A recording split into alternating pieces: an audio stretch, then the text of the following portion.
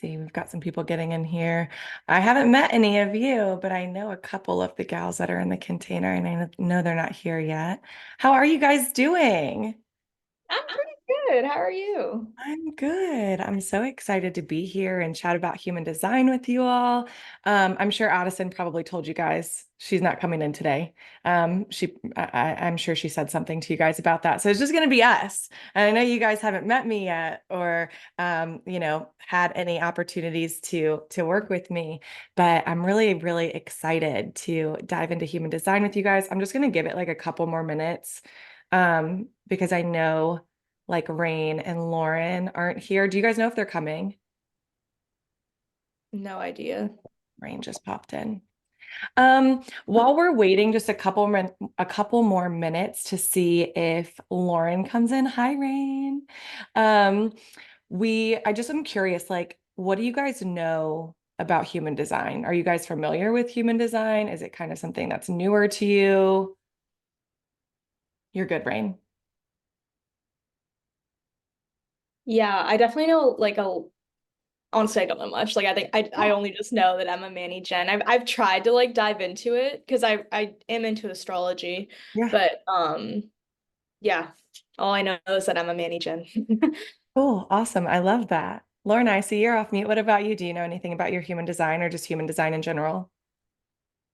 I've seen posts about human design, and some of the descriptions made me think I was a generator, but I wasn't sure.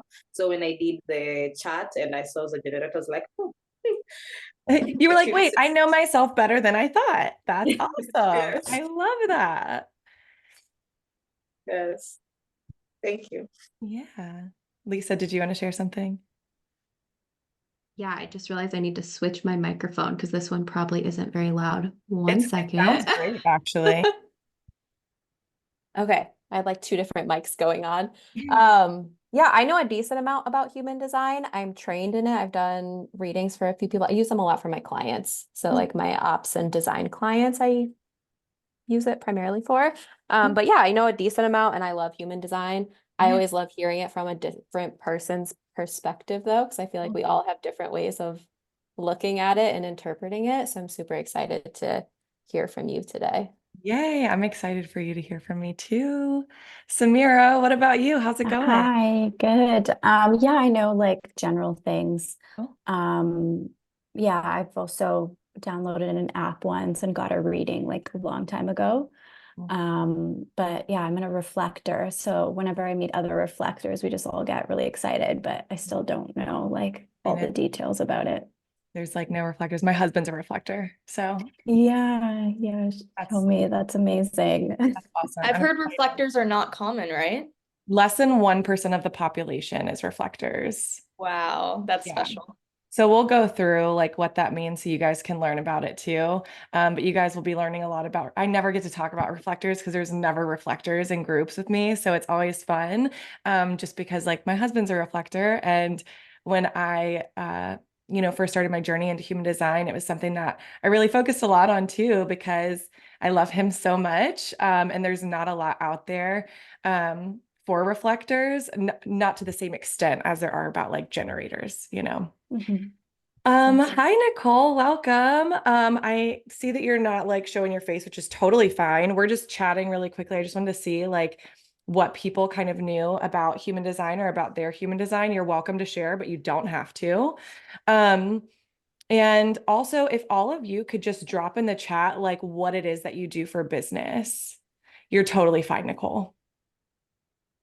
Just so that I kind of know as we're going through this.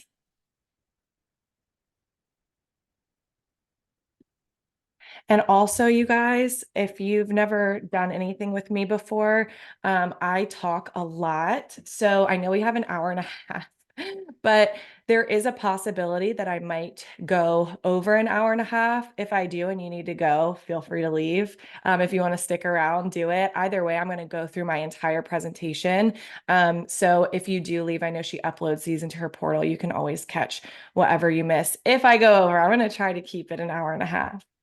Okay, cool. So we have hypno and energy healing, social media manager, full-time OBM for an empowerment coach. Love it. OBM, client experience, web design, love it. I know Rain is an OBM. And Nicole, you're an OBM, you're a Manny-Gen, awesome. I think we might have Lauren pop in. If not, it's okay. She can always catch this.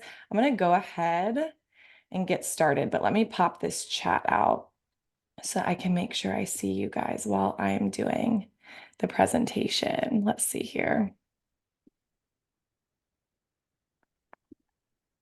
Share. Awesome. Does that look good to you guys? Cool. I'll be asking you guys to like, let's see, hide this, to be like popping stuff into the chat just so I know that everything is resonating and it's making sense to you guys. I'm a manifesting generator. I'm a 3-5 Manny-Gen, so I love having things to respond to. So if you guys have any questions or if anything you're like, wow, like that like really hit for me or resonated, you can either say that in the chat, you can type like a 777 in the chat if it's like really hitting you in the soul, just to kind of let me know if this is working. And you guys, as we're going through this, it's such a tool. Like I want you to take what resonates and leave what doesn't. And I'll go through that a little bit more. But just so that you guys kind of know who I am, if you don't know who I am, and hold on, let me move this. Can you guys see the chat box in the screen or no? Okay, cool.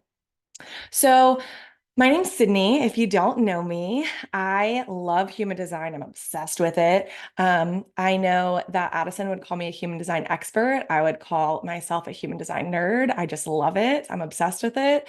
And in true Manny-Gen fashion, I'm also obsessed with many different things.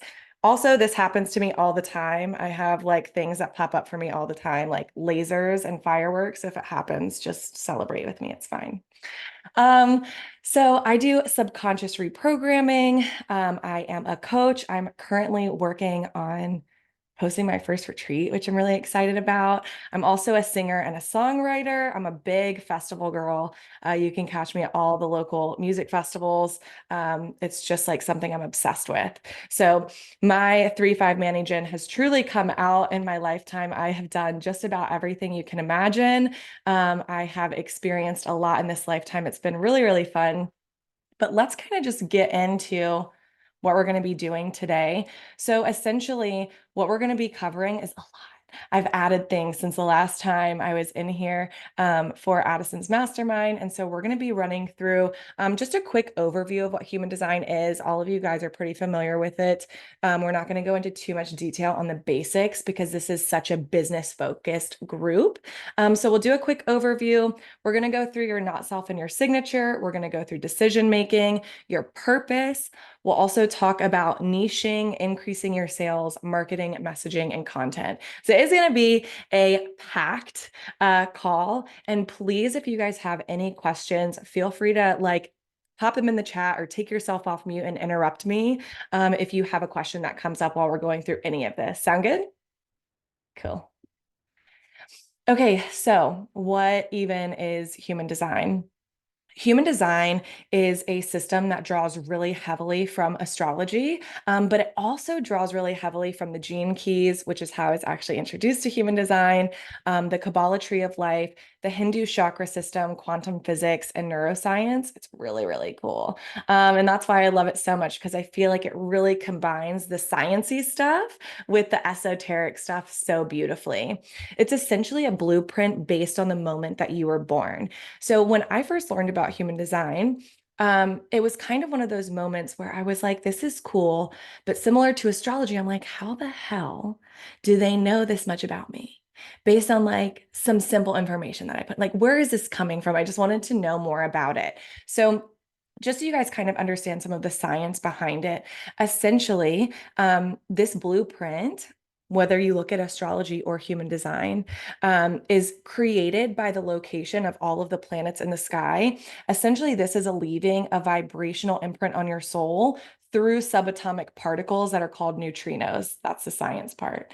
So neutrinos are essentially small enough to pass through the universe without ever actually physically coming into contact with matter, but they are like these little energy information carriers that pass through your soul at the moment that you're born. So we can look at human design essentially as how universe, God, source, spirit, higher self, whatever you want to call it, designed you to be. Hold on. I just got distracted because Lauren's coming in and I can't multitask. Okay. So essentially, it's how universe, source, spirit, God, whatever you want to call it, designed you to be. And when you live in alignment with your human design, with yourself, your life's going to feel a lot more effortless. Your business is going to feel a lot more effortless. It's going to feel a lot more aligned. And in turn, that's going to allow you to become a super attractor for your manifestations or your clients or whatever it is that you're calling in and creating in your life. Essentially, for me, I look at human design as an opportunity to help you in your journey of self-improvement, self-discovery, self-empowerment. This information is going to give you the opportunity to reflect on the ways that your life is needing to be upgraded, up-leveled, changed, shifted. And when you live life according to your human design, it almost feels like a permission slip to just be yourself and show up truly as you are. As we go through this, some of this stuff for you might be like, I've always known this about myself. This is so spot on. Like, wow, like this is me. I can see this so clearly. And then there's other stuff that might come up and you're like, there's no way in hell that's who I am. I am terrified of public speaking. There's no way that I'm supposed to be this master communicator and communicate, complex ideas with such ease. And I want you to remember that as we're going through this today, because we have a limited time and there's so much to discover in human design, I'm going to be talking about human design for you guys as if we're looking at the highest expression of your human design chart and of yourself. So that means that you've taken care of shadow aspects. That means that you're living your fullest, most authentic expression of self. But that also means that we are, on this constant journey of self-discovery and upgrading, right? And so if something doesn't feel obtainable to you right now, or it doesn't seem like you're connected to it, that's okay. We are on this journey and things are going to happen in your life, in business, that are going to pull these qualities out of you. Does that make sense? Cool. Awesome. So the first place that I like to start is your not self and signature. If you know your not self and your signature, can you pop a 111 in the chat?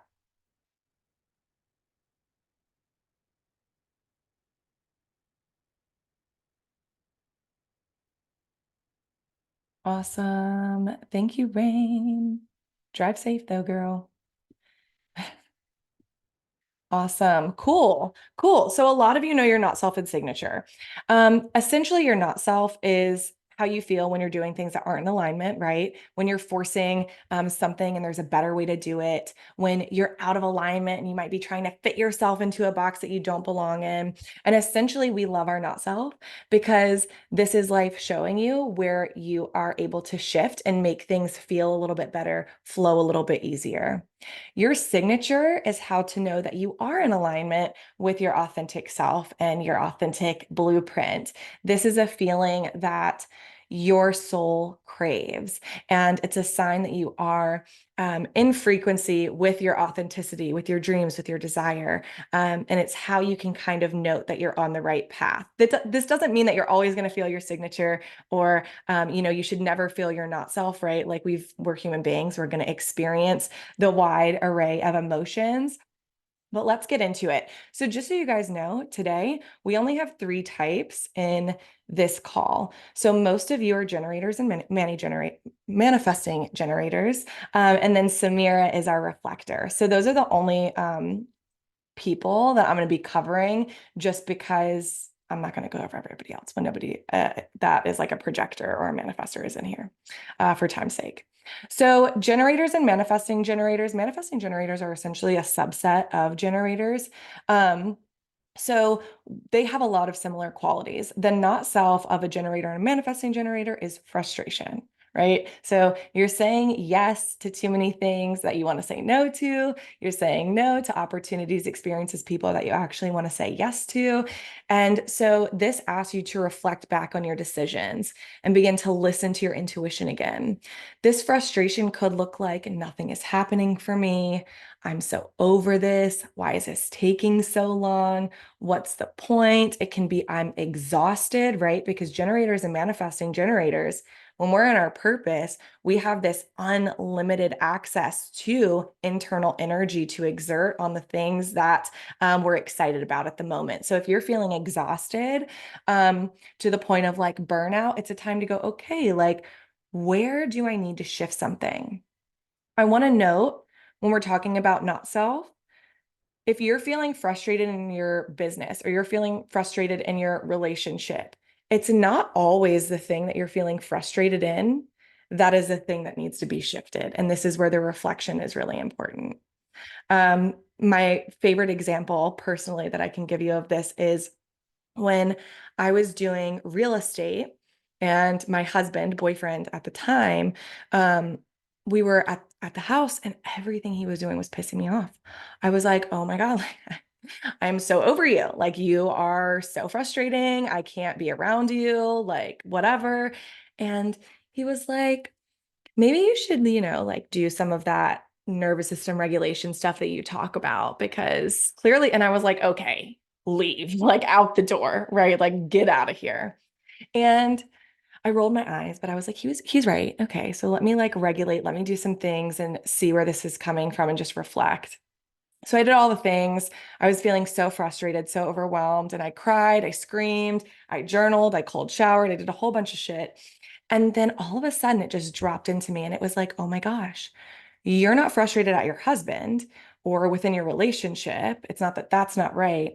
You actually are so frustrated because you're in this career that's not aligned. You don't want to do it. You know you don't want to do it, and you haven't taken any action steps to move out of it. And in that moment, me just having this knowing of what was out of alignment, I immediately felt lighter. And then I was able to start taking action towards that. And that's what launched me into starting my coaching business. So, what you're frustrated with isn't always the thing that's out of alignment. Same thing when we get to reflector, what you're disappointed with isn't always what's out of alignment. Okay. And that's really, really important to remember. Your signature as a generator or manifesting generator is satisfaction. You are going to feel so lit up by your life. Every single day is going to be filled with all of the little things that make you feel happy and at peace. Your business is going to be filled with all of the little things that make you feel really good, really excited about your business. And that's all things, small things and big things, right? Like I have a couple of cups that I love using, and that's like a really small thing, but it makes me happy. It lights me up. I have these little coasters and I just think they're the cutest. And like, it just makes me so happy. I love it. And so it doesn't always have to be these like huge, grandiose things that make us feel lit up by our life. It can be the tiny things that start to bring more of that feeling into your everyday life. That's going to help you have more of those big things that create even bigger feelings of satisfaction or lit upness. So, as a generator or manifesting generator, some questions for you all to sit with and reflect on is when you are looking at the big picture of your life, where do you experience your signature of satisfaction? And where do you experience the not self theme of frustration? And I can also, you guys, I'll make a note to like type these up and send them to Addison so that she can just give them to you and you don't have to like try to remember them all and write them all down. Hold on. Let me write this down. Get cues written up for the mastermind. Okay, cool. So that's one. Another one is, where are you people pleasing? Where are you toning down your light? Where are you trying to keep up with the Kardashians? I like to say that instead of the Joneses now. Where do you keep doing things that you don't love doing, and why? Why are you doing it? When do you go to bed feeling like good, tired? and know beyond a shadow of a doubt that you did an incredible job today. You feel so proud and satisfied with the work that you've done. And how can you create more of those days in your life and your business? Also, what are some of the thoughts, emotions, and actions that create the satisfaction or the frustration? What do your experiences of satisfaction have in common? And the frustration experiences, what did they have in common? And like I said, I'll get you guys all these questions. So reflectors, your not self is disappointment and your signature is surprise. So how might this show up? Disappointment can show up like feeling blue or feeling restricted or feeling let down by others. It could also show up as feeling like you aren't living life to its fullest or that other people are living life better than you, right? The comparison starts to kick in and you feel disappointed with yourself. It can also show up like this obsessive need to jam pack as much as you can into your schedule to feel like you're doing enough, right? So a lot of that has to do with self-worth. I see you smiling and nodding, Samira, so I'm guessing that's kind of hitting. It's good. And then your signature of surprise is feeling absolutely delighted, feeling in awe of your life, and allowing yourself to flow through what is calling you in any moment, right? You are someone that has entirely an open aura and open centers. And so that means that you are a shapeshifter of sorts. You have a lot in similarity to manifesting generators, honestly, when it comes to you're like want to bounce around on things because you are a reflector and you're here to reflect back to the collective what they need at any time. So for you, like let's like use working out as an example. If you go to the gym, right? If you're doing strength workouts, do the strength workouts until it doesn't feel good anymore. And then you switch to Pilates because that's what you're excited about now, right? And it's like allowing yourself to flow through that and be surprised at what's being placed in front of you to act on.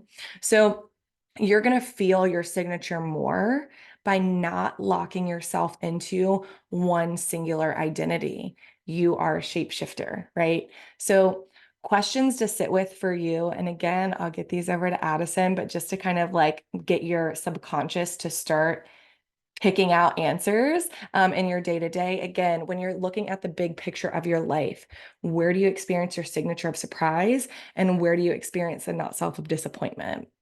Where are you settling in relationships, in places, in lifestyles? What would you walk away from if you believe that you were fully supported by life, and why? Who, what, and where brings out your delight, right? Like who is bringing that out of you? And where do you feel like a true embodiment of your like full multi-dimensional self? What areas?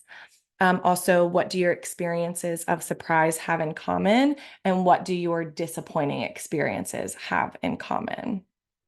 If you guys can pay attention to your not self and your signature, you can shift your life pretty quickly because it's really, really simple to go, wow, I'm feeling that not self theme again. Let me take some time to sit with some of these questions and reflect on where I can shift. And if you can start to shift in the moment, the quicker you can shift those things and you aren't scared to shift those things because of societal conditioning or limiting beliefs or whatever, the quicker you're going to start to see that signature pop up and feel more surprised or more satisfied and more successful and fulfilled within your life. So decision making, this might be hands down, in my opinion, the most important aspect of your human design chart, whether we're looking at life as a whole, whether we're looking at business, marketing, relationships, health, whatever, financial decisions, I don't care. And that is because your whole life is a series of decisions. And when you follow your authority and your strategy, every other part of your human design chart will come to life. If you follow your strategy and your authority to make decisions, you will feel your signature more and you will feel your not self less. Your gifts will start to come to life without you needing to know everything about them. Your marketing style, your niche, your offers will all come together because you are tuning in to your own intuition. That's what your strategy and authority are. It's your way of interacting with your intuition. So your strategy is essentially how you make it happen. This is how you create your life. This is how you manifest. This is your way of interacting with the world in a way that is aligned for everybody. And it protects your energy and it allows everything to unfold for the highest good of all involved. This makes sure that you're not wasting your energy on things that aren't meant for you or trying to force things to happen that aren't meant for you. Your strategy tells you the most effective way to use that energy so that you're not burning out by forcing, by pushing, by trying to make life work for you in a way that you believe it should. When you follow this, you allow things to just flow in so easily, so effortlessly, because you're not wasting your energy. Our energy is so precious and so important. And when we're focusing it on the wrong things, of course, we're not going to have space to focus on the right things and the things meant for us, right? And both of these apply to all decisions that you make, big and small. Samira, don't worry, we'll talk about it a little bit more because I know it's like wait a full lunar cycle and you're like, hey, I can't wait 30 days to decide what I'm going to eat for breakfast. So we'll talk about that. So generators and manifesting generators, again, we share a lot in common. So we have the same strategy. So the strategy of a generator and a manifesting generator is wait to respond. So does everybody here, can you pop a 222 in the chat if you have your chart and you like, because she sent me everybody's charts, but I just want to make sure that you guys have your charts too. I probably should have told you to pull them up. I have some names written down here for some of the slides on who's got what. Okay, cool. Awesome. I just want to make sure that you guys know what pertains to you. But this in particular is for Lisa, Rain, Lauren, Nicole, Megan, Lorna, and Simi. So, and me. You don't have to figure out what you want. Wow, I love that for us. We don't have to internally figure out what we want. What does that mean? We just have to respond to what's being shown to us, what's out in the world around us. Our response is what shows us our path. And it might constantly change. It might seem illogical, but that's how it's supposed to be. Okay. Intuition is not logical for anybody. So your job is to trust it and to move in that way. When we look at this, we see the wait to respond, right? So there is a waiting period. And for generators and manifesting generators, this can become a time when we get impatient because we feel like I need to be doing something. But for generators and manifesting generators, we're going and going and going all the time. So when you have this waiting period, when you feel like you're not having opportunities to respond to or nothing you're like responding to in a way that like feels exciting, like allow yourself to rest and respect that time and know that by you respecting that time and integrating whatever's going on in your life at that moment, you're going to be allowing yourself to kind of open up the floodgates for opportunities to start pouring in for you to respond to. Okay. So a lot of people will also be like, well, if I'm waiting to respond to something, I'm responding to things. And, let's say in business, right? You see someone's content and you're like, wow, like this person is always driving around in their car and they've got like some sort of a car mount and they're talking in their car. And that seems like it would work really well for me. Like I talk all the time to myself in the car. I have these aha moments when I'm in the car, right? And some people would be like, but that feels like I'm copying that person. Well, we're not taking their content word for word and we're not doing the exact same thing, right? But we're using it as inspiration and going, wow, actually, the way that they're showing up resonates with me. That feels like really good in my body. And I want to try that out and see how it feels when I do it in my own way. Okay. We, of course, don't want to copy anybody, but we have our own ability to take what's already out there and make it our own when we empower ourselves to do so and believe that we can. Right? And don't believe that we have to copy someone or do something exactly the way someone else does. Does that make sense? Do you guys get that?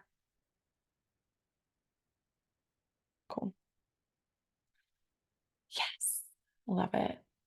Samira, so as a reflector, you have such a unique way of utilizing your intuition. Life is going to carry you straight into a delightful, aligned, and full life if you just get out of your own way. If you just get out of the way and let it do its thing. So essentially, what you need to do here is you need to get rid of the shit that you know isn't for you. And this goes for all of you all because of the universal law of vacuum, but especially for you, Samira, because you have all open centers. And so what the law of vacuum is nature abhors a vacuum. Nature hates a vacuum. Nature hates an empty space. So Samira, you're fully empty. All of your centers are open for the taking, to be infused with things that are really positive and really incredible for you, or to be conditioned with things that are holding you back, right? So it's really important that you allow yourself to clear the energetic space as well as your physical space and your environment that you're in, because your energy can get muddied up with that conditioning, with old energetic attachments, with limiting beliefs that keep you from accessing this strategy. When you allow yourself to clear all of this, you create space for universe, God, source, spirit, higher self to show you exactly what is for you. Okay. It is literally going to keep showing up for you. It's going to be something that keeps showing up, a thought, an idea, a person, an opportunity, an experience, an offer, whatever, right? If it's, to go back to my gym thing, if you're getting sick of strength training and you've been thinking about Pilates and you keep seeing Pilates stuff everywhere, right? It's like, okay, like, how am I feeling into this? And we'll get into how you make the decision, but this is just the strategy of like becoming aware of what decisions you have to make, essentially. So it's going to keep putting things in front of you that are meant for you until you get the hint and act on it. So it is really important for you to like wait a little bit though, which we'll get more into, because you are totally open. So it could be for you, or it could be something that you're picking up on that's for someone else, and something else that they desire. So you should wait like a full lunar cycle. We'll talk about it though. And it's interesting how it works, but we'll talk about it more. Before I get into the strategy, or I'm sorry, the authority, does anybody have questions about being carried or waiting to respond? And if you do, you can feel free to take yourself off mute. If not, that's okay. Yes, I have a question. Yes. Okay. When I first saw the chat, wait to respond. I kind of got confused because at times we feel like if we see an opportunity, we must chase it. But how you're also describing it, it's like, okay, you need to let it find its way to you, not for you to search it. Can you kindly elaborate more on it? Yeah, absolutely. So we're going to get into the authority portion, which is like how you make the decision. And so, Lorna, you could be somebody that is an in the moment decision maker. So like you see something presents itself, and like you can also respond to ideas or thoughts that come into your mind as well, right? Like you can have a response to an idea that's coming through, a thought that's coming through, on an offer, on a business plan, on a relationship, on a content strategy, anything like that as well, right? So it doesn't always have to come from outside of yourself, but a lot of times it does. Because we're just kind of designed to have opportunities come to us when we're in the most like authentic expression of ourselves. We become a magnet for opportunities and for things to come to us. But again, that could also be an idea or a thought as well. And so we'll get into a little bit more how you make that decision based on your own internal authority. Because I think that's what you're kind of asking, is how you know like it's time to make that decision. Is that right?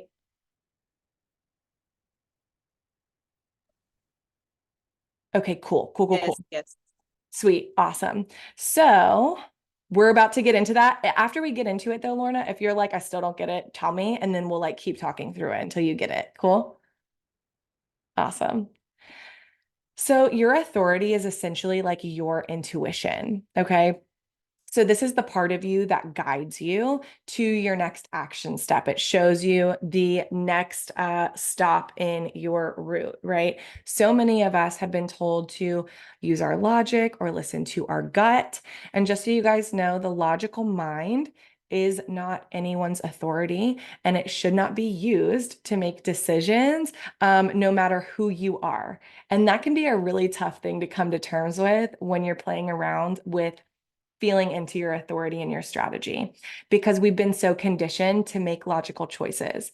The gut is some people's authority. I'm one of them, but it's not all of us. Okay. And we have been conditioned to believe that you should listen to your gut because a big portion of people are gut or sacral authorities. So just to kind of like make it a little bit clearer too, when I'm talking about logic here, your logical mind was built to create connections about the external world, not the internal world.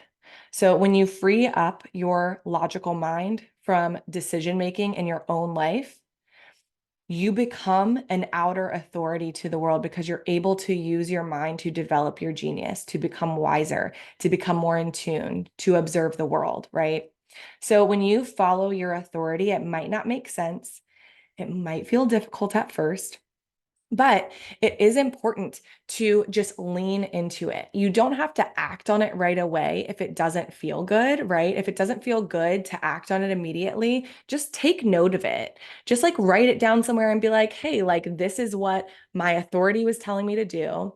But for me, that felt scary. That feels intense. An example of this, I've had a client in the past who she was starting her business. She wanted to leave these couple of jobs that she was in, just to kind of like help her make money because she really didn't feel aligned with them. But she was so scared to do that because logically it made absolutely zero sense. And so she just like took note of it and was like, okay, like this is where I'm being called. This is what I'm being asked to do, but I just don't feel ready. It feels a little scary to just leave those jobs. So she waited a few weeks and then she finally decided to. It's been the best thing she's ever done. She's moved to Hawaii. She's started a new business. She's like doing incredible. Really proud of her. Okay. So if you can't act on it because it's a little too scary, go ahead and just take note of it. And then like see what happens. See if you feel more comfortable and confident like a week or two down the road. So emotional intuition. This is going to be Rain, Simi, Lorna, Megan, Lauren, and Lisa. So essentially, as an emotional intuition, time is your friend. You don't want to be too quick to make a decision. If it's meant for you, it's not going to be taken from you. No opportunities that are meant for you are going to be taken for you. They will be there for you consistently. Okay. Your body as an emotional intuition needs time to process all of the feelings surrounding a decision. And this could be like 30 seconds, or it could be up to like 7 days.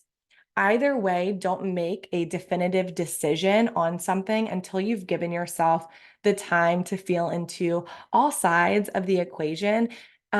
You do want to take note though, if it's taking too long. If it's taking over 7 days, then you're overthinking, you're using the mind. We need to regulate our nervous system, maybe get rid of some limiting beliefs in order to follow this intuitive hit. So, a question that I like to ask, this is the biggest thing I've struggled with, having to make decisions quickly, like when it involves other people. So, Rain, do you want to talk about that really quick? I was just gonna say there was a time that like, or sometimes I've done this to myself ever since I was little, but like overcommitting to people, which is now that you were talking about many gens and like saying yes to too many things or whatever makes so much sense. But there was a very specific time when Carlos's family was going to dinner but my dad was celebrating his birthday out at a bar, but I didn't want to drink with my dad. And so I was like sitting here for 30 minutes just crying because I couldn't decide what to do or where to go because neither of them felt right to me. And I couldn't like feel into that. So that's the biggest thing I struggle with. And that's something that happens often. I'm like, do I do this or this? But it's like now I have to decide right now. And I'm pressured from externally Yeah. to like to make a decision. So Yeah, this is absolutely. No, I'm really glad you brought that up, Rain. So something that's really important here. Number one, a great question to ask yourself to figure out if something is right for you is not as an emotional intuition. My favorite way to ask it is this constrictive or is this expansive? And that will kind of help you to know. Another thing is that you might need to ask yourself the question in another way. So, like for that example, in that moment where you're feeling overwhelmed and you're like, neither of these feel right, but I don't know what to do. I have to do one of them. It's like, okay, actually, if you didn't have to go to either of those, what would you prefer to do today? Would it feel more expansive for you to have a spa night at home? Is that what you're needing? Right. And feeling into that and then getting comfortable with setting uncomfortable boundaries, which I know you've been working on.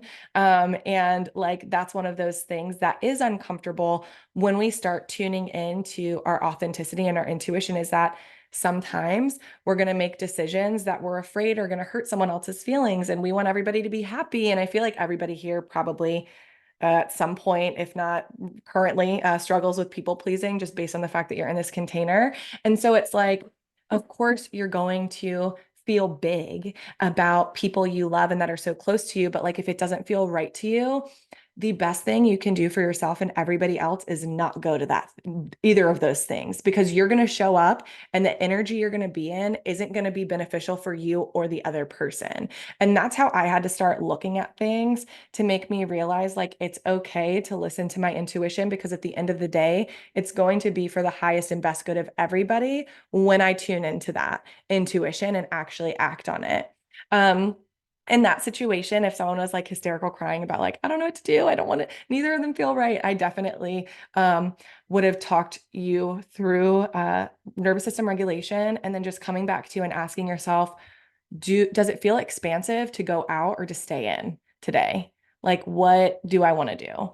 And I think that's a good way to look at it too. Is that helpful? Yeah, even just the question of like, if I didn't have to do either of these things, what would I actually internally desire? Because I had another moment like that. I had to like return a rental car, but I also had plans to see a movie, and there was just all these things. And I had to really sit with myself and be like, okay, if I had nothing to do today, what would I actually want to do? And then I Yeah. was able to like plan out my day. So even just that and recognizing that is like super helpful too. Good. I love that. And also as manifesting generators, because we change our mind so often, we're usually more in the moment people. You really shouldn't be planning things too far in advance, because at any given notice, you could want to like switch it up. So I would say like max plan ahead, like a week ahead if you can. I know there's some situations where you can't. But yeah, that's what I would say. I don't desire to do something versus am I just staying in my, I really struggle with knowing whether I don't desire to do something versus am I just staying in my comfort zone. So when it comes to business in particular, and we're dealing with having to do things that we don't love doing, this is a part of human design and the manifestation spiritual community that I uh have a little bit of a fight with. We're going to have shit that we've got to do that we don't enjoy doing, but it's just going to happen. Like as an early stage business owner, you're going to have to do things that aren't your favorite thing because you got to build your business. Okay. And you get to decide if you're one of the people that has the strength and the tenacity and the flexibility to do those things, the resourcefulness to do those things until you're at the point that you can now test those things out, delegate those things out. And so when you're going through and you're like, okay, like I don't want to do this because I'm staying in my comfort zone, or I don't want to do this because it's really uncomfortable and I don't enjoy it, but it is a main focus in moving my business forward. Write that down. Like have a place in your wherever you like keep all your shit for your business, whether you use Notion or ClickUp or like whatever you use, like have a space that's like shit I'm going to delegate when I can. And make a list of all of that stuff, and that'll also just make you feel better about doing those things and reminding yourself, oh yeah, right, I'm doing this, but I'm going to be able to, delegate this out. And then also asking yourself, will this feel good to have done? So Lauren, if you ask yourself, will this feel good to have done? And the answer is no, then that's something that you want to look at, because then maybe you shouldn't be doing it. But if it's going to feel good to have done, right? I don't love cleaning my house. My husband does the dishes, he cleans the kitchen, he like does the litter box, he vacuums. Like I hate cleaning, but if he's not around and he's had a hard day, I'm like, okay, like I really don't want to do this, but it's going to feel really good for me to have a clean home, or it's going to feel really good for me to do my taxes, or it's going to feel really good for me to be, you know, financially organized within my business. And so that will help you also kind of know if you're staying in your comfort zone or if it's really something that is not for you. So will this feel good to have done? And that's for everybody. Yeah.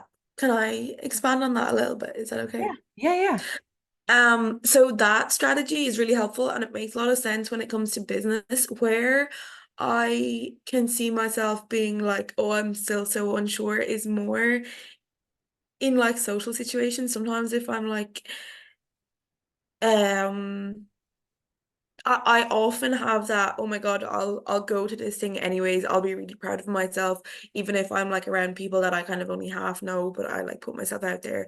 I'll be so proud of myself afterwards. So I go, and then sometimes it does feel good afterwards, and sometimes it doesn't. And like I often have that like in between thing in crowds.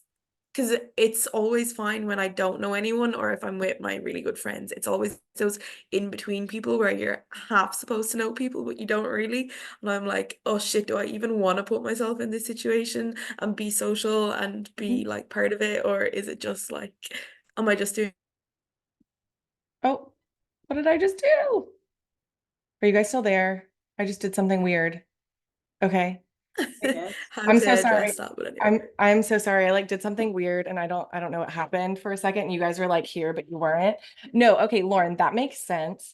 Um, just like intuitively, what I'm getting is that this is more like a social anxiety thing where you're like Uh-huh. feel like very awkward and uncomfortable about how you're supposed to interact with these people that you kind of know but don't really know, and like how fully myself should I be? Like, should I be like totally on? Should I just like be where I'm at? Like whatever. I do feel like try it out.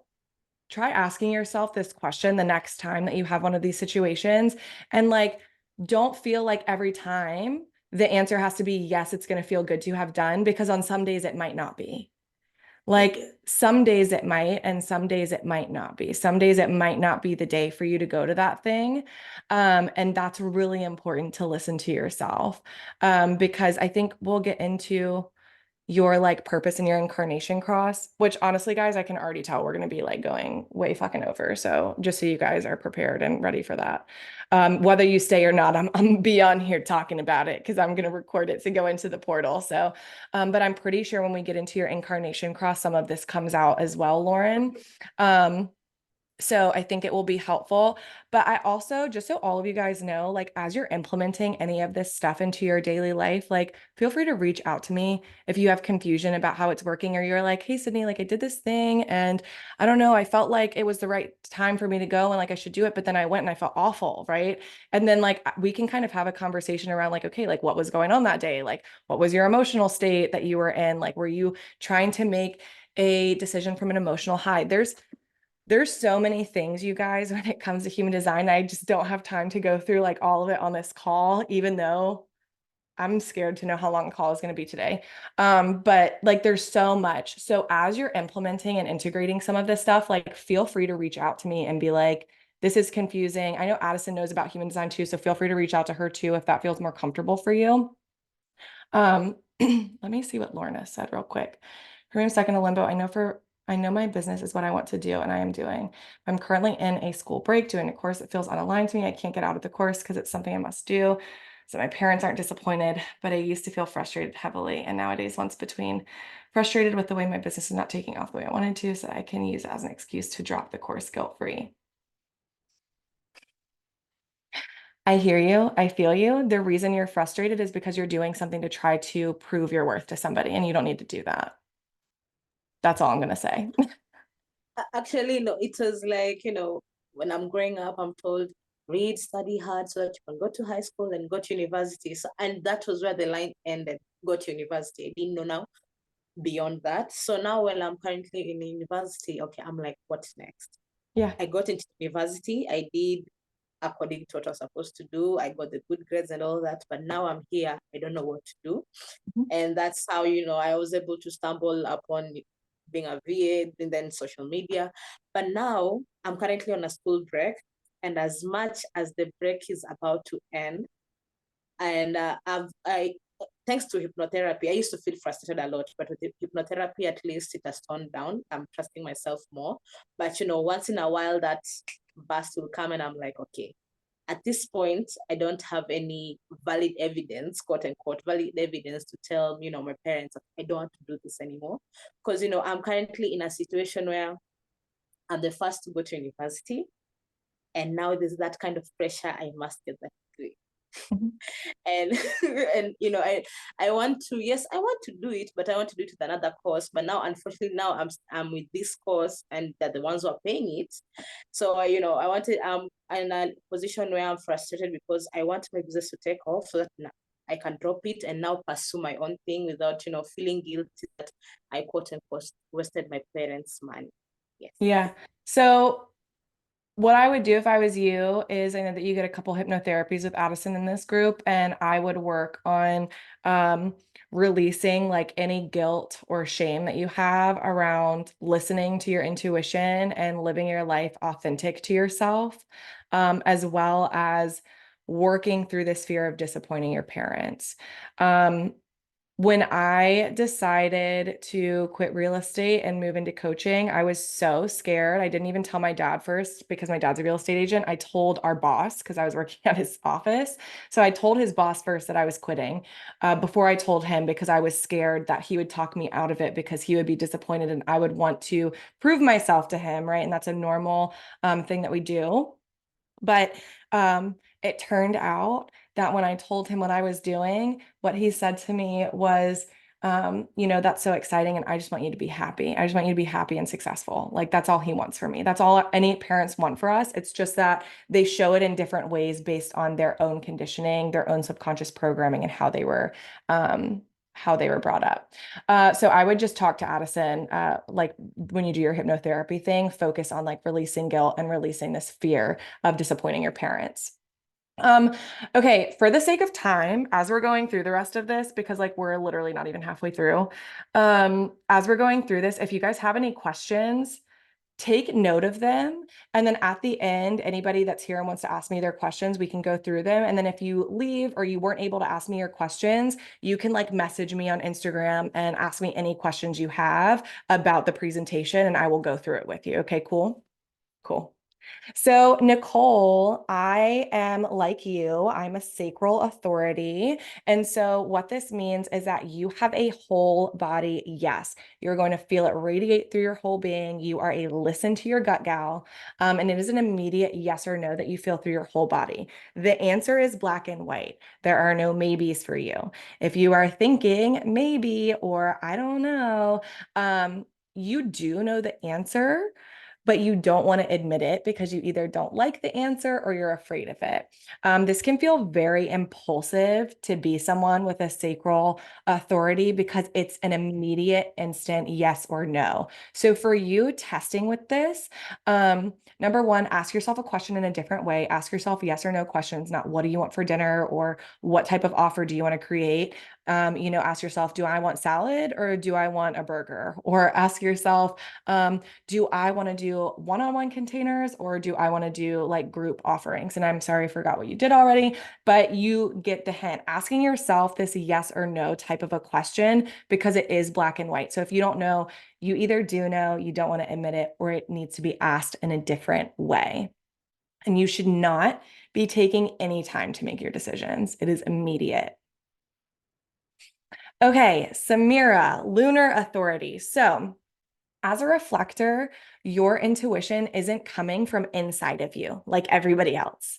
Your intuition is coming outside of yourself. It's coming directly from source, from the universe, from God. You're very connected to the infinite consciousness that exists, right? And so essentially, as a lunar authority, if you're fighting yourself to make a decision, that's never going to work in your favor. The right decision is going to drop into your awareness with absolute certainty and clarity at the perfect time. And it's really important, as as a lunar authority, as a reflector, to note that like you can feel like a totally different person from moment to moment. And so that's why you aren't designed to make decisions based on what's going on today or your mood in the moment, right? And each moment you are experiencing only a very small piece of who you are. And so it's important to give yourself time to be sure that it feels right in all of your different essences and states and with all the different pieces of you. And that's how you know it is right.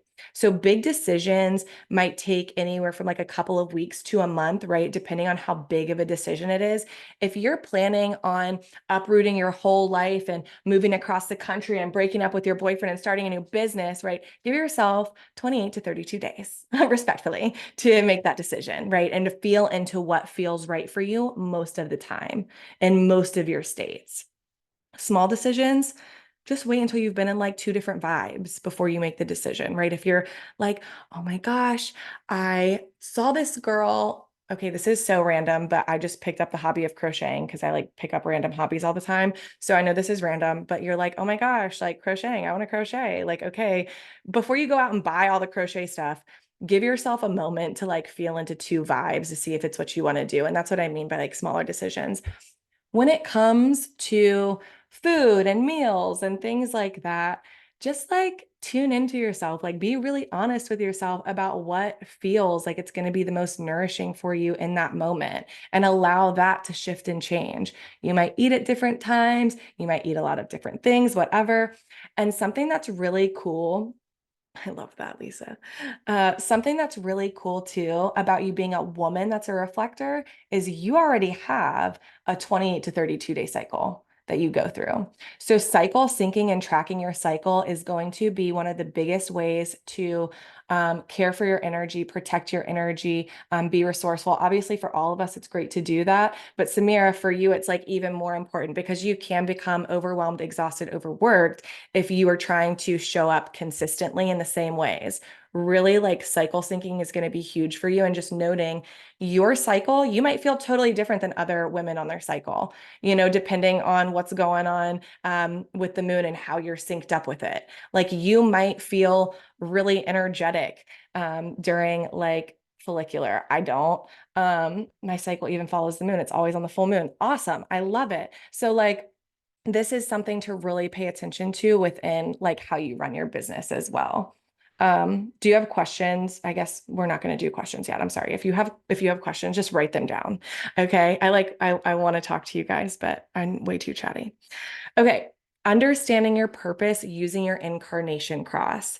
Who here knows anything about their incarnation cross? Drop a 111 in the chat if you do. I see Lisa looking like maybe she's typing. Yes, Lisa. Okay. Okay, Nicole. Yes. Okay. Okay, cool. A lot of people usually don't. Your incarnation cross is the most specific individual piece from human design. There are 192 variations, and you can essentially see this as your life theme. So when we look at like what we're doing within our business and within our life, like your life purpose isn't tied to your career, your job. You can show up this way in all areas of your life. And that's actually what you're being asked to do. I know this is for business. So feel free to look at this through the lens of business. And I try to do that as well here. But your life purpose shows up in every area of your life. So we have a few different types of crosses, and here the group here, we have right angle crosses and left angle crosses. Your right angle cross girls, which you'll know who you are in a moment. This is primarily associated with like personal, like an interpersonal journey and destiny. You're on a personal journey, learning about yourself and navigating the world based on your unique design. It's not like I'm self-centered, but rather your main task is to understand and embrace your individuality. Okay. So Samira and Nicole, you guys are similar, but you have a little bit of a difference. So you can see here, right? Samira, your first two numbers are just in an opposite order of Nicole's. So that actually means that you guys don't share too many like differences within how this shows up. It's just that like this first number essentially is like where your sun is. So this is more of like a conscious personality. Okay. So The first two numbers for all of these crosses, though, those are the ones that are the most important. Essentially, the first two numbers are your personality side, and then the last two numbers are like your design side. So personality, the first two numbers, that's your conscious self. The last two numbers are your unconscious self. For today's purposes, we're only focusing on those first two, your conscious self, because it's going to be something you're a little bit more aware of. And we're not going to get into all the details of everything else going on. Essentially, for you all, you're naturally able to bring people towards new things that are better for themselves. You're meant to upgrade the lives of others through listening, through leadership, through creative expression, through your own personal direction. And you're going to be drawn to roles that allow you to really fully be all of those things. Yay, I love that, Nicole. So it's really so packed into a journey of creativity, deeply connecting to others, guiding groups, and following your own inner guidance that we just talked about, right? So for these first two numbers, gift 13 essentially represents the potential to be an empathetic listener, being open to hearing others and having a profound understanding of human experience. So essentially, you listen to others, you collect these stories, and then you're able to draw conclusions and find patterns and life lessons to share with other people. You're really good at holding space for others as well. Let me see here. And then gift 7 symbolizes the energy for a natural ability to lead others. Um, Often in some sort of a managerial or like boss type context. So holding yourself to the highest standards in all ways is going to lead you to your own best results, right? Other people want to carry themselves the way you carry yourself. And as a reminder, we're talking about when you're in your highest expression. All of these have a shadow expression. Okay, so if you're looking at this and you're like, I don't show up as a leader, why would anybody want to carry themselves like me? Okay, so then we have some shadow work to do, and that's fine. But just as a reminder, when you're at your highest expression, like people are looking at you and they're like, oh my gosh, like, how is she doing that? Like, I need to grow. Like, I am wanting to attain that level of leadership and individuality. Rain. I like to look at people, so I'm like moving this around so I can see people while I'm doing this. Rain, hello. Okay, so your purpose, your life path, essentially is about rebirthing yourself over and over and over through the course of your life. And this makes you like a very dynamic force in environments that value transformation, presence, deep connection, spiritual growth. Funny that you're Addison's OBM, right? I'm sure a lot of your other clients are in similar fields, right? So you're going to thrive in the types of roles that allow you to create very deep connections, explore your spirituality, your sensuality, staying present and being playful to express your power and your truth. Your life as a whole is one that is marked by an ability to become a testament to the power of awakening. And it's ignited by this deep intimacy, spiritual abundance, present moment awareness, and inspired action. So it's really fun because essentially it blends like sexuality, spirit, the now, power. And it's really all about awakening and transformation and allowing yourself to shift and change as you shift and change, right? So when we look at gift 59, this is the sexuality gate. This is fostering human connection. And so you are so good at getting along with like everybody that you meet, and it is a superpower of yours. Creating relationships with people and connecting them to each other is like really fun for you, and it's actually a key to your fulfillment and purpose in life. Like, keep in touch with those random people, have 100 conversations going. Like, don't like feel bad about having 100 messages to read and like respond to. That's good. You want to nurture the relationships in your life, business, and otherwise. And then gift 55, this is the spirit gate, and it's all about abundance. This is the abundance gift. So this is all about deep emotional energy. It's about rich individuality, and the capacity to accept and adapt to change and transformation, like I was just talking about, right? And so you feel emotion so deeply and much easier than others, like you're more attuned to it. And so you're essentially here to remind us that we could be living our dream life, but be so disconnected to it and unhappy if we haven't opened ourselves up to healing and like elevating our emotions on a daily basis. Experiencing abundance is such an inner job, and you're here to remind us of that. And that's also why you have experienced some of the things that you've experienced in life, because you are here to feel so deeply and to create intimate connections and foster relationships with people that maybe you haven't been able to foster in other situations. So you, my love, I love doing this because like I know you personally, and I'm like, this is so great. I love this. So yes, you are just a magic little lady, and you're very much in your purpose day in and day out in what you're doing. So just like keep doing that, and don't be afraid to shift if you feel like you need to shift. Okay, cool. Let's see, Lisa. Let me go to Lisa. There she is. Cool. So you're the right angle cross of tension. And girl, when I saw this, I was like, I just like feel like so connected to you. I'm not the right angle cross of tension, but I am, mine is similar. Okay. And so it is one of these things that's like, really? Like, wow, everybody's got these like great, like happy things, and I've got the cross of tension or struggle or something, right? Like, great, like, what the hell, right? But it's okay. This is all good stuff. So people like you and I that have these types of like tension crosses, we are unafraid of the challenges. We are unafraid of the obstacles because we know, based on our experience in our life, that these obstacles, that this tension creates opportunity for us to grow, for us to evolve. And even though it can be tough, it helps us to expand. And we know that for ourselves, and it helps us in how we show up for others as well. All the things that we go through, we're going through usually so that we can help others go through and move through those things maybe a little bit easier than us. So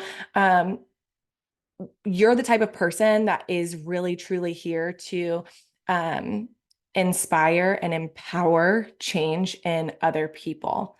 You're going to have different perspectives simply based on the challenges that you have experienced and overcome, or will experience and will overcome. And these new perspectives allow you to motivate and challenge others into rising up to the occasion of their own life as well. So when we look at the gifts within this cross, we've got 48, which is the depth gate. This is the well of wisdom. Okay, so you have this ability to easily dive in to subjects, ideas, obstacles, and you can do it so effortlessly. And you have this, you were like just born with this wisdom of how life works, and like understand, okay, like this is tough. I'm going through this thing, but like I'm figuring it out. It's going to be okay. Like this is just a part of it. And the deeper that you allow yourself to go within your own healing, your own transformation, your own growth, the more fulfilled you're going to be within your life, within your business. It's a part of your journey to show up and go deep and do that work for yourself so that you can be massively successful on the other side of any of those like tensions, obstacles, challenges. And then 21 is the authority gate. We call this gift the resource manager. So you're here to really take charge of yourself first and others, right? You are here to be absolutely financially independent and abundant. And for you, like you probably hear people say like, oh, like don't be money motivated, but like for you, it is a great thing. Like allow money to motivate you. That's awesome for you. You're here to be motivated by the type of money you're making and the ease that you're creating in your life, the abundance that you're creating in your life and the life of others. you're here to give yourself everything that you want. And when you step into your authority, when you step into your boss era and really own that, you honing in on that power is such a gift to everybody. But it can feel a little challenging, you know, sometimes. And that is why you went through the challenges you went through, so that you can have that power, so that you can have that authority. Okay. Let me see. I see the chat popping off. Wow, this resonates so much. It's so cool. Thank you. A yes. Okay, I love that A with the dollar signs. Yes. Okay, cool. So left angle cross now, moving into my left angle cross, girlies. The left angle cross means that your life purpose is directly linked to others, which means that your destiny is shared with others. It's almost like you are here to learn from your relationships and interactions, okay? Your journey is about both growing and understanding with the people around you. And you'll probably find yourself in situations where you're either guiding someone or being guided by them, because there's like this give and take energy and relationship where you can both benefit and evolve together. So let's see, we've got Lauren to start. Can I see Lauren? Yes. Okay, I know where she's at. So Lauren, you are the left angle cross of the Clarion. And so as someone who holds this cross, you essentially have an intuitive understanding of the future and possess the courage to confront the unexpected, the bravery to confront the unexpected. You have a very detail-oriented and logical mindset that essentially allows you to navigate your path with clarity, with resilience, while also uncovering truths and different like mysteries and things along the way. And you have this just like intrinsic innate curiosity about inner truths and the unknown that lead you to breakthroughs, that lead you to aha moments, that foster growth and evolution within your communities. And community is really big for you here as well. So when we look at these gifts, we've got gift 57. This is the gate of the intuitive clarity, which is reading the room. So essentially you have this like instant predictive intuitive hit before you can like even mentally process them. And you're able to see things very, very clearly for actually what they are without maybe like logically knowing. You can just like pick up on the vibes of the room, the situation, the offer, the experience, the client, whatever it is, just by simply being in their energy. And when you hone in on that from moment to moment, you essentially become aware of like what the next move is, and then feel really calm and grounded knowing that all you need is just like this next move. You don't need to know, 10 steps down the line. And then when we look at 51, this is the shock gate or the shaker upper. So this energy fosters a bravery, a resilience, and a readiness to take on challenges for you, even in the face of shock or surprise. It also shows up in a way that like you are here to like shock people, to shake things up. As you live your life, you essentially become this like living example of how to expand ways of being and thinking. And sometimes you show up and do this in a shocking or controversial way, which is really a fun way to do it. And you can think about that when utilizing like content and different things too. Like how can you add like some sort of a shock factor to this? And I said color outside the lines because that just makes sense to me. Okay, let's see. Megan isn't here, but I'm going to talk about it so that when she catches the replay, she can hear me talking about this. So Megan is the left angle cross of identification.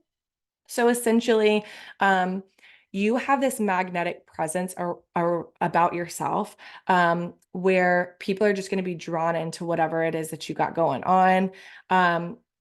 Whatever you're offering, whatever you're doing, you're designed, when it's in alignment, you're designed for people to just be like, oh my gosh, like I want that, like I need that thing.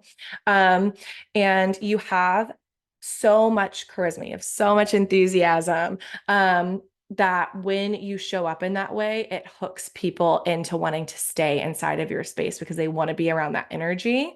And this is really going to be a blend of tangible, like hard skills, focus, managing doubt and confusion.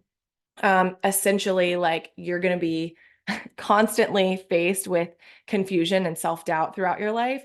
And it is, I just like saying it this way, it's your honor to work through those obstacles and create a stronger you and a stronger vision of your life.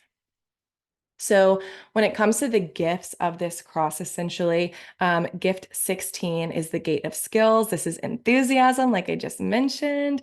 And so you are here to light up whatever space you're in. And this gift is actually like rooted within the throat center. So using your voice and communicating is a huge piece of your purpose. You like have to know that your voice is so powerful. You don't even need to try for it to be powerful. It's just like when you are speaking about the things that you're passionate about, other people are going to be magnetized to it and they're going to get it. And then gift 9 is the gate of focus or the momentum creator. And so this gift is all about the focus aspect within the incarnation cross and about being dedicated or devoted to what it is that you're working on, working through.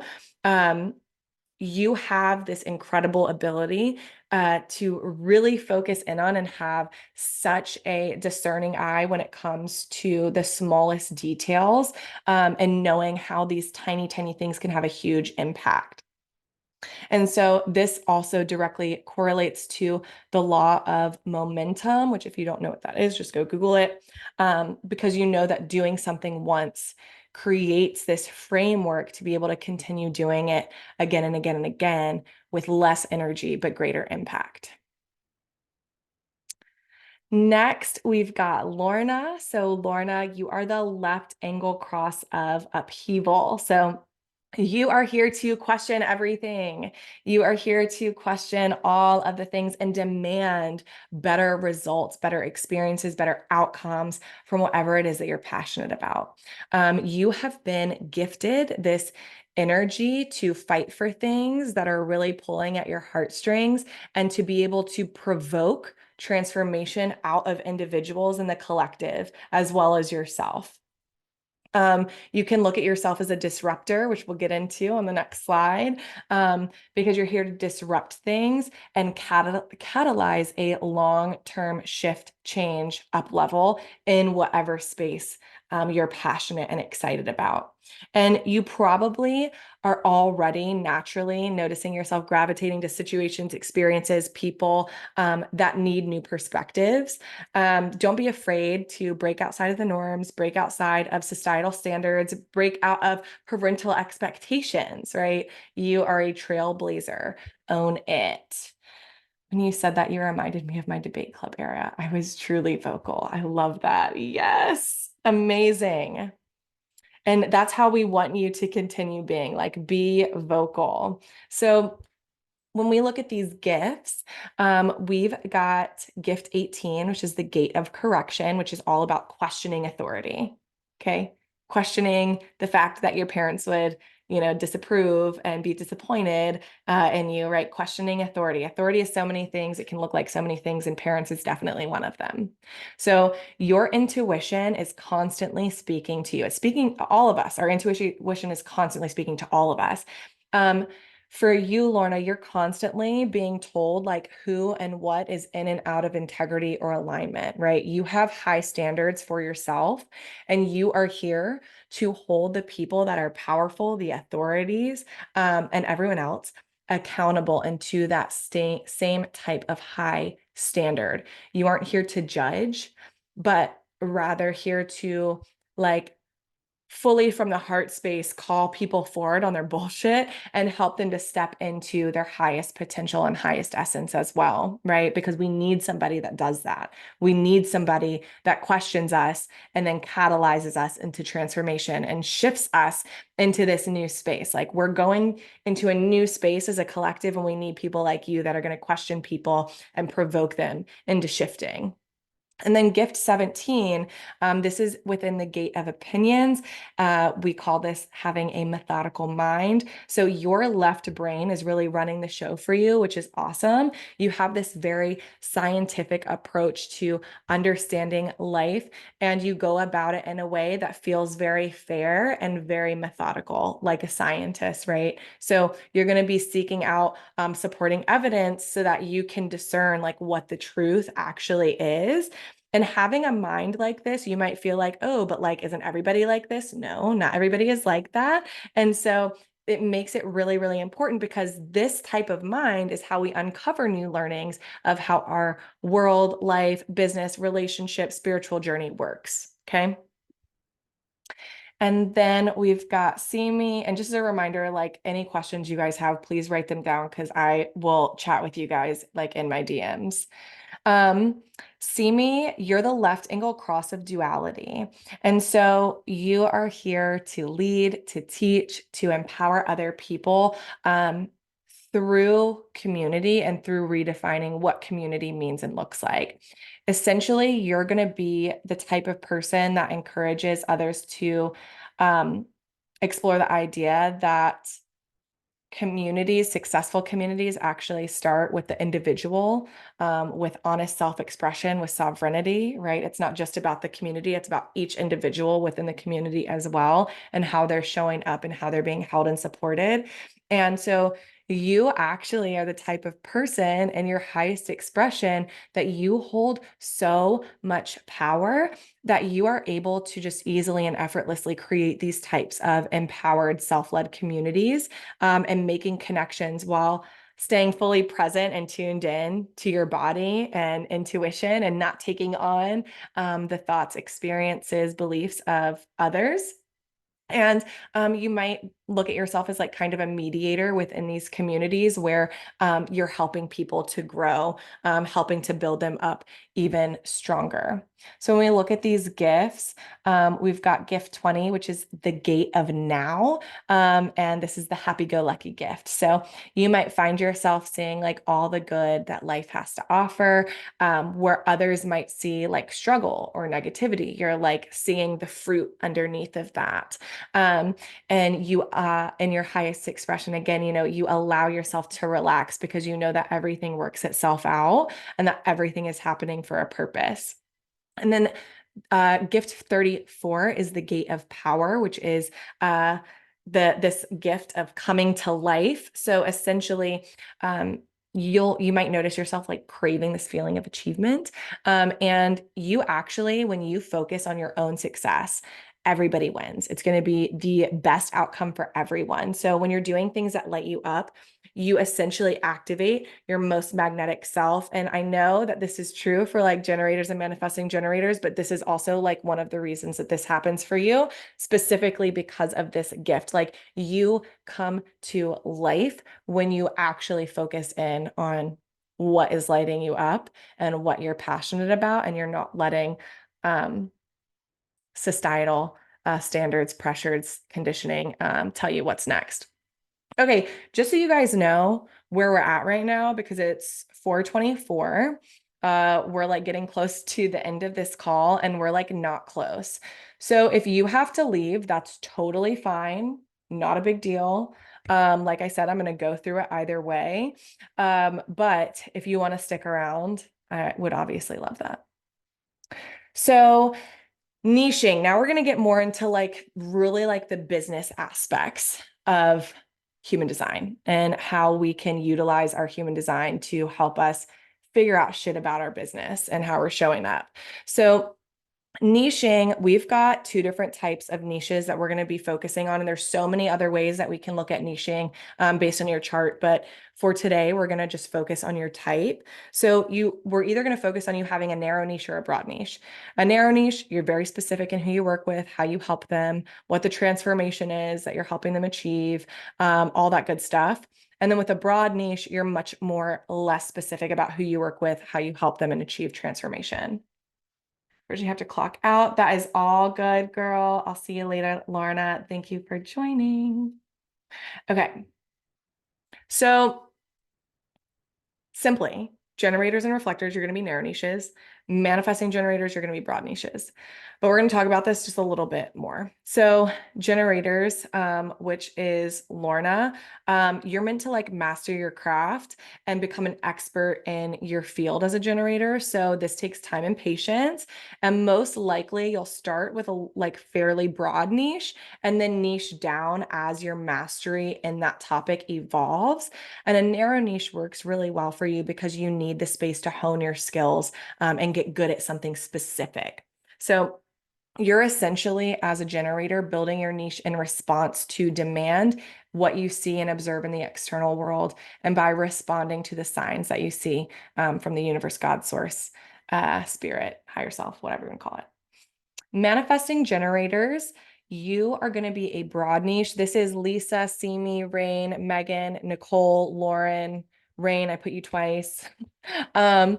Your niche is going to remain fairly broad, or you'll narrow it down and change it often, or even have multiple offers with specific niches, right?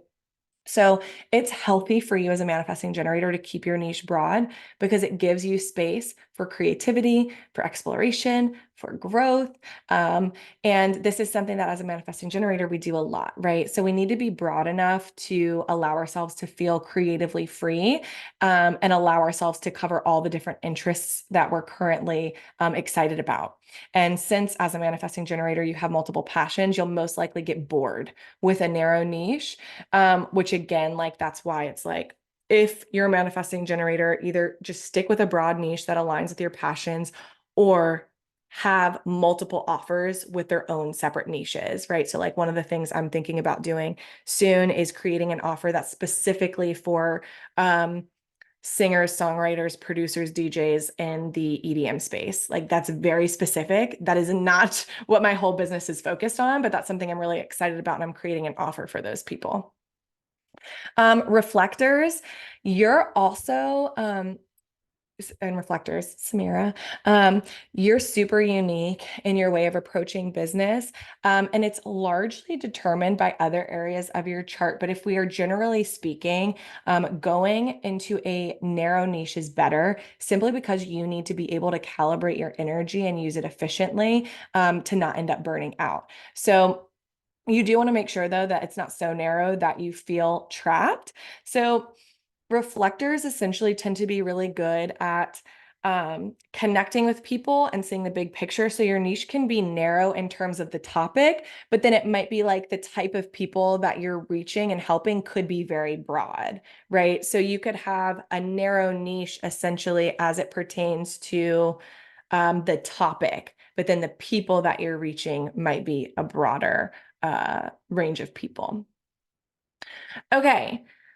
Increasing sales with human design. So there are definitely a few pieces that go into increasing sales when looking at human design. And we have the types, and then each type can essentially have different authorities and strategies. So what we're looking at here, if you're brand new to Addison's program, you haven't gone through everything in the portal yet, she has something in there called buyer types. It's based on psychology. It's great. We're going to be looking essentially right now at buyer types through the lens of human design.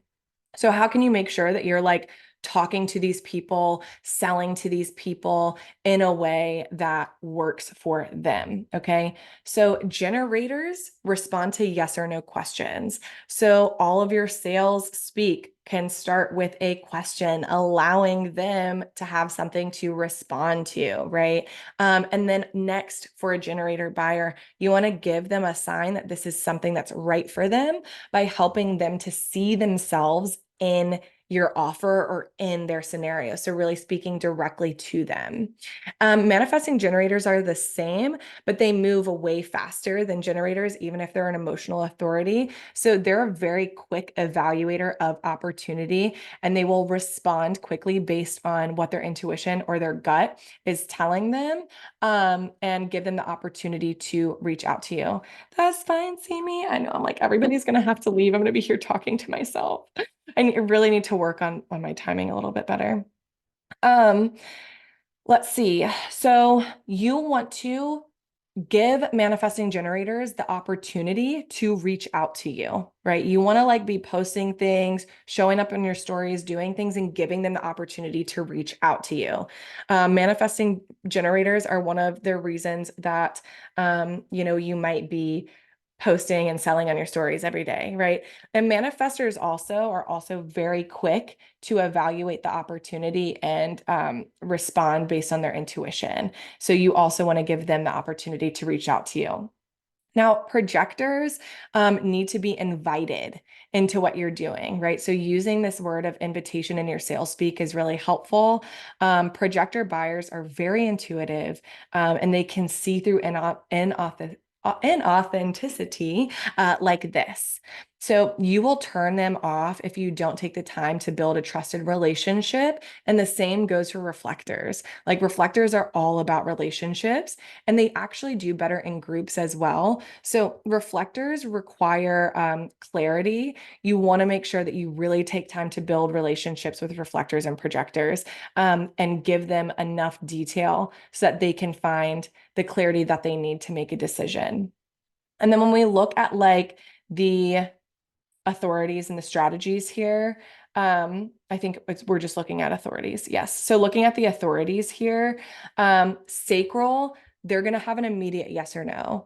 Someone that is a sacral manifesting generator is going to know immediately whether they want to be in your program or in your space or not. And like, we're all here to be authentic, and we're all here to be like heart-led entrepreneurs, right? So like, we don't want to be like pushing people and being like, no, like that's a limiting belief or whatever. And like, sometimes it is, sometimes it's something different that's holding them back, but just making sure that you're at least asking the right questions to make sure that you know where someone's coming from, because someone like me, I'm going to know yes or no immediately. Emotional, again, they're going to need time to feel into the decision. Ego, these people, if they want it, then it's for them. Like what they want is for them. So if you wanted to speak directly to people with an ego authority, using that type of language, like this is what you want. Like, what is it that you're trying to call in? What is it that you desire? Is it these things, right? Um, Splenic is instinctual. And this is also, you guys, if you decide to use more of human design within your sales and stuff like that, it's really, really cool to learn like who your audience is and focus in on how you can talk to them in a way that's going to resonate with their authority, right? So like for people with a splenic authority, asking them like, is this healthy for you to continue on this path, or will it feel even better to do this sort of thing? G center is going to be talking it out with others, right? And it's not about taking on the other person's opinion, but it's about talking everything out in their mind. So some people might be like, I need to talk to my husband. And it's not because they can't make the decision, but it's because they actually need to talk it out and like get it out loud before they can make a decision. And then again, lunar strategy, lunar authority, talking about reflectors, they're going to need like a full 30 days to make a big decision on an investment, and just being cool and patient with that. So when we look at marketing based on your type, essentially generators have this very warm, open aura, a very responsive nature. You're going to want to show yourself like asking questions in your copy, having a back and forth, a very conversational tone, leaving pauses and leaving space for people to respond.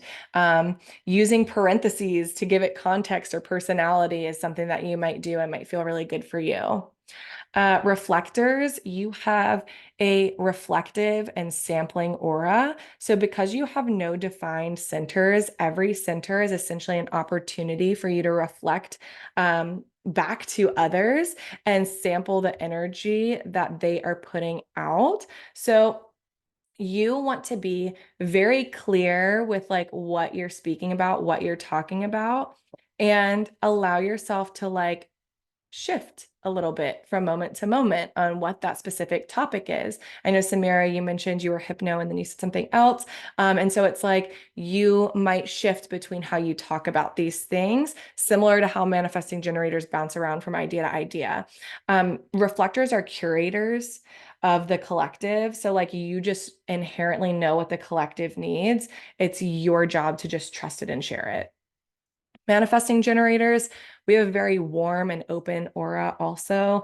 It's a very responsive nature. It's very similar to generators, asking questions, having that conversational tone, leaving those spaces for pause, using parentheses, and allowing yourself to bounce around from topic to topic and following what is lighting you up in the moment and talking about it in a very passionate way. Another way that we can look at marketing and human design is through our lines. So if you're wondering what your lines are, essentially it's going to be your personality. So it's your profile. Bye, Samira. That's okay. Your profile. So there are two numbers, like I'm a 3-5 manifesting generator. So you can see like what your profile is. Those are your lines that we're looking at. Yes, Lisa. Same. I had people like tell me in the past, like you shouldn't use parentheses in your content. And I'm like, well, you're not a manifesting generator. So screw off. Like this is how I'm going to talk. People love it. I love that you do that. So let's see. I'm trying to think. I'll just go through these. It's fine. If you guys have to leave, it's okay.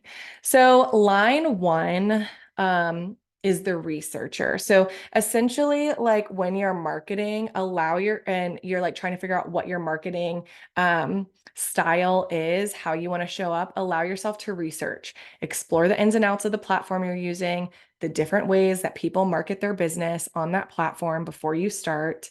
And you will also like start feeling safer by potentially like seeking out support from an expert in that field that can teach you the ropes of a marketing style instead of you trying to like do them all, right? So try out platforms that allow you to have more of a long-term sustainable foundation, like podcasts or blogs or email lists or a YouTube channel. Like those things could be really powerful for line 1. Can't explain it, but I always come up with insane analogies for OBM stuff, and I just know it's the manager in me. Absolutely. 100%. 100%. It's because of all the experiences and all of the people that you've been.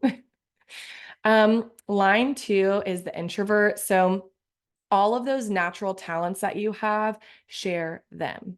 They might seem like nothing to you, but these like little nuggets of wisdom are so necessary for all of us. And you might prefer platforms or content that allows you to stay more behind the scenes. So carousel posts or some sort of like faceless Instagram posts or reels, podcasts, blogging, email lists, and batch creating content will probably feel really, really good for you too. That doesn't feel good for everyone. Newsflash. Line 3 is the experimenter. And the experimenter is here to, this is me, and you can so see it. If you go to my profile, you can so see, like I am fully the experimenter. So here to take risks and constantly experiment with new ways of marketing yourself. Play with your marketing. If you are a line 3, try out new and different ways of being and see what resonates with your audience and what feels good to you. I wrote in here, you trailblazer you, because you are like, it's what you're here to do. You're here to experiment and show new, incredible, reimagined ways of marketing. And the wisdom that you gain through this process also provides insights for your clients and for others that that are around you. Experimentation is how you find out what's your jam. It's how you figure out what works for you. I will be experimenting until the day I die, and I have just become cool with it. I wasn't at first, but I've become cool with it. Line 4 is the mayor. And you guys, we all have 2 lines, right? So we're gonna combine a couple of these for you guys, right? So line 4 is the mayor. So essentially the results of your marketing strategy are directly correlated to the strength of the community that you are building. So you want to root your marketing into building a community. You want to show up and nurture relationships. That's what creates your marketing success. Taking time to curate who and where you spend your time is so huge. Like, this is your ROI. So the investment in time into your community is going to pay you tenfold. You just have to cultivate patience around building that community. And a cool little marketing strategy for you could be creating some sort of referral programs, because your business is going to be really supported by networking and referrals and relationships. So supporting those referrals, supporting those relationships, those long-term relationships can be really beneficial and powerful. Line 5 is the disruptor. So you're going to want to be very clear, very concise, very bold with your marketing. And you're here to show us a new way of marketing and of being. And your marketing should really showcase who you are and how you can support others very, very clearly. Don't let people misunderstand you. Be clear, okay? Your marketing is potent, it's game changing, it's visionary. Allow your authentic voice and expression to come through, to be seen and heard. You might really do well because you're meant to be seen and heard. You might do really well with video podcasts or YouTube, or doing like talking head reels and like talking directly to people so that they can really see and hear you. Yay, Rain, good. Type in what your lines are, just so that I know. And then we've got line 6, which is the mentor. And so you want to show up in your marketing. Cool, 2413. I love it. You want to show up in your marketing as the mentor very authentically. You are here to share stories, share experiences from your life, and to be a living example. So use your stories. Yay, Nicole, you're the same as me. I love meeting like people that I'm like little like human design twins with in little ways. You're going to want to, as a line 6, tune in to which platforms feel best for you and allow them to change if you'd like. Okay, that's okay. You're allowed to change, you're allowed to shift, and you're never tied to anything. Okay, so that helps you to give others permission to also evolve and change, right? The mentor, right? So every time you share a personal discovery, a personal truth, a personal story, a obstacle that you've overcome, a challenge that you've beat, you impact the lives of those that are within your marketing ecosystem. Messaging. You guys, we're getting close to being done, okay? We're like getting close. For those of you that are sticking it out with me, thank you. I definitely think I can get you out of here before 5 p.m. Eastern. So the next 17 minutes, if I just keep rolling like this. All right. So when we look at messaging, we can look at a couple different things. So we're going to start by looking at the throat, which, okay, this is supposed to be here first, but it's fine. So we're going to look at the throat for messaging. If you have a defined throat, this is see me, Megan, Nicole, Lauren, Rain, Lisa, me.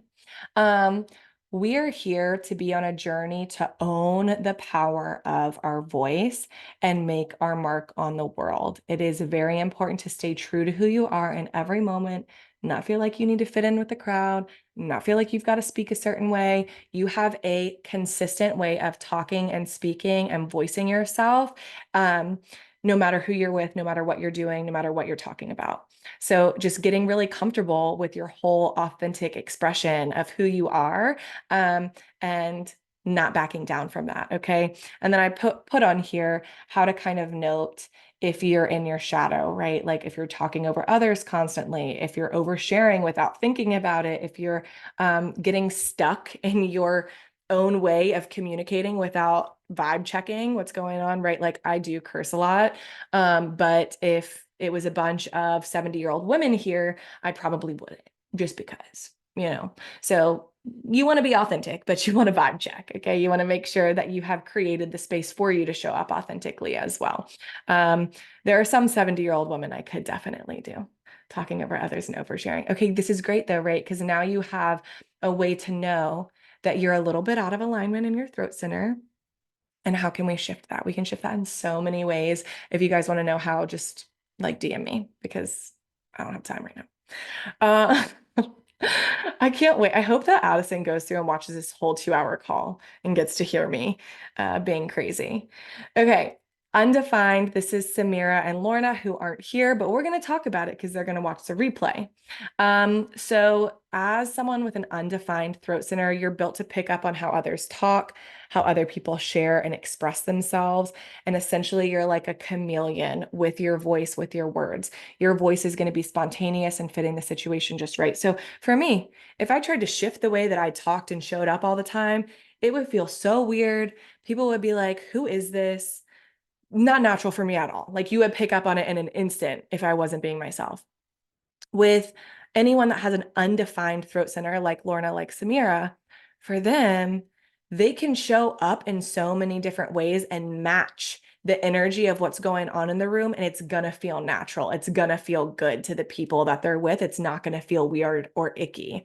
So for being in your element, you naturally attract attention, and invitations to speak are going to come to you for you to respond to. You're going to be spontaneous and you're going to enjoy all the different voices that you have. And you're going to feel very relaxed and comfortable in silence. And then looking at the shadow, you might worry about saying the wrong things, feel uncomfortable in awkward silences, feel like you're not being heard, or try to attract attention for fear you won't be noticed. Let's see what Nicole says. This is mind blowing because I've always wondered why some friends change how they talk in front of certain people or their boyfriends versus me because I'm the same with everyone, but it makes sense now. Yes, and this is something that's so important too to note. And I love human design, obviously for business, but I love it for like all aspects of everything. Because if I look at someone's chart, I can be like, oh, okay, like they're totally being like who they're supposed to be. I'm actually the one being a judgmental like butthole over here because I'm thinking that they're like pretending to be something they're not, but in actuality, like this is fully who they are. And now I need to do a little bit of internal searching and see, okay, well, I'm defined. I'm supposed to be consistent. Where am I being inconsistent and not showing up as myself and not speaking as myself?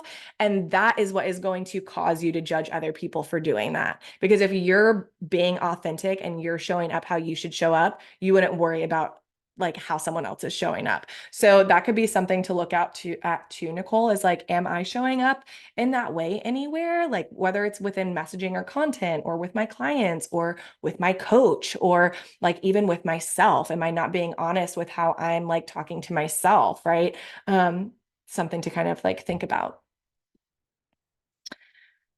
Can you guys not see this picture here? Is there a picture?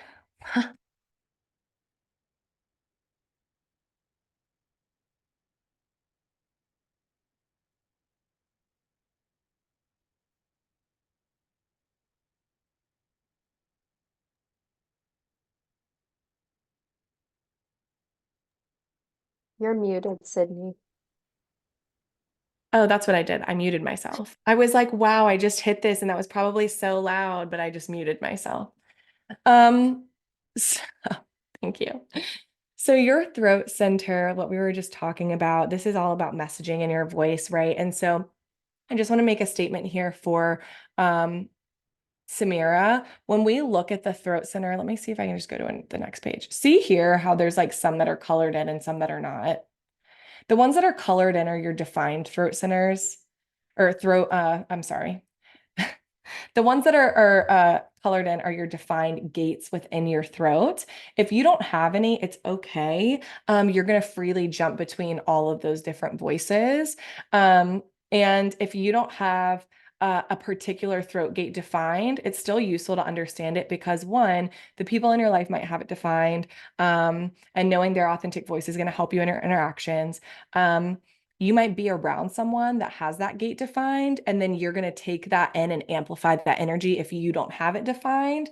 And just like in astrology, where we have all of the planets and all of the signs and all of the houses somewhere within our chart, same thing with human design. We have all of the elements of human design to some extent, to some degree within us, okay? And they can be activated by different things that are going on. So when we look at the throat center, you can check, I think did I write this down? I didn't write this down. So you guys are going to have to look at your own chart to see which ones are colored in for you here. It's the square box. If you're looking at Jovian Archives, it's the third center down. So when we look at gate 62, all of these gates have a circuitry that they're connected to and how they show up. So gate 62 is collective and logic. So this means it serves the greater good and our collective values. It shares information, opinions, and experiences and solutions, and it's not personal, it's collective. Logical, it uses patterns to understand our world and predict future outcomes. So, oh, and I wrote, I'm so smart. I wrote it here. I didn't write it in my notes, but I wrote who has what here. So 62, Lauren, this is you. You are able to communicate complicated information with logic and clarity and fascinate others with your knowledge. You're going to speak with authority when you're invited to share your gift for details. The language of this gift and how you can utilize this in your content is I think or I don't think. Okay. So if you have this gate defined, it's appropriate for you to utilize these words and apply logic to your thought process when talking to people about it. So utilizing I think and I don't think when you're speaking in your messaging and in your content is really powerful. These words right here, guys, whatever comes after these words, if it's defined for you, people are going to be showing up and listening for because it's going to resonate with them based on the frequency your body holds within it. Okay. When we look at gate 23, this is individual and knowing. Oh, one thing to say with the collective and logic, I think, I don't think, this could also be we think or we don't think because it's collective. Okay. So collective could be we or I. So 23 is individual and knowing. So this serves the world by essentially bringing a unique individual change, which indirectly empowers others to transform. It's personal energy and essentially showing us that we're here to follow our own direction within our voice and our messaging, not fit in with others. And then the knowing energies are essentially agents of the creative process that drive human growth. And it's not based on logic or experience, it's just this knowing. So the language here, and nobody has this, but just so you guys know, is I know or I don't know. And again, if you don't have anything defined, you're going to be the person that's trying all of these out and moving through all of them. Okay. 56 is collective and sensing. So again, it's stories, experiences, reflection, learning from the past, and then using experiences and reflection to learn from the past and discover the cycle of life. So the language of this gate is I believe or I don't believe, or we believe or we don't believe. And it's appropriate for you to utilize this within your content and collect and verbally like recount stories and experiences that you believe to have truth to them. And again, like this has very little to do with logic, data, or facts, but more so to do with the stories of the lessons that you've learned through the experiences that you've either personally had or you've witnessed within like your clients that you want to share. 35. This is Lisa, Rain, Megan, and Lorna. So this is collective and sensing. Again, stories, experiences, reflections, helping people learning from the past, using the experiences as reflections. People with the 35 gate are eager to explore, to adapt, to create change, to break new ground. And so essentially sharing your experiences can bring wisdom and change and progress to those around you. And this is a very collective energy. So we feel, we don't feel, I don't feel, or I experience or I don't experience. This is going to be a great way for you to talk to people because your experiences are actually an emotional journey that bring growth and maturity personally and collectively. And it's going to grab people in to want to know what you're talking about. For 12, this is individual and knowing. So again, individual change, it's going to indirectly empower others to transform. It's a very personal energy. And then again, the knowing isn't based on logic or fact. It's just based on this instant knowing, right? So for you, you can be so exceptionally articulate when the timing and the mood are just right. So you have an inner knowing of what to say and how to say it to maximize your impact on those around you and the world at large. It's just that you need to tap in and trust that. And this one is very interesting because it's a more so about waiting for the right timing and filtering what you communicate on, and like asking yourself, does this actually need to be said and acted on? Like this whole like I could not, or I act or I don't act, right? It's more so about actually like, does this need to be said? You can absolutely use this language too, but this gate is more so about reflecting, do I really need to do this right now? Is this really necessary, or not? And just tapping into your authority to know if that is something that needs to be said or not.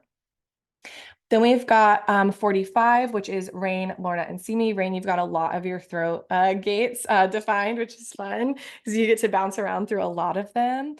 This is tribal and ego circuitry. So tribal energy. This is all about providing support and protection for your community or family, and transforming individual ambition into teamwork, which is like right up your alley, Rain. And the ego energy of this is essentially like governing the structure of how we function in groups, including values, business agreements, communities, management of resources. And this is all about emotion. Again, it's not logic. So with this gate, you're a natural leader and teacher who likes to be in control and make stuff happen. You call the shots and you should speak in that way. So the language is I have, or I don't have, or we have, or we don't have, right? So speaking for the group is huge. I have a few more for this. And it might be a little bit after 4 minutes. If anybody else needs to leave, I'm sorry that this is going so long, but I hope that it's at least like beneficial and you're gaining a lot from it. Okay, good. This happens to me every time. Like I shit you guys not. I always have like 90 minutes scheduled for things, and then it's like 2 hours, 2.5 hours. I'm like Tony Robbins in this bitch. If you guys have ever been to one of his seminars, they're literally 18-hour fucking days. Okay. So Lisa and Nicole, gate 33. This is collective and sensing. So again, stories, experiences, reflections.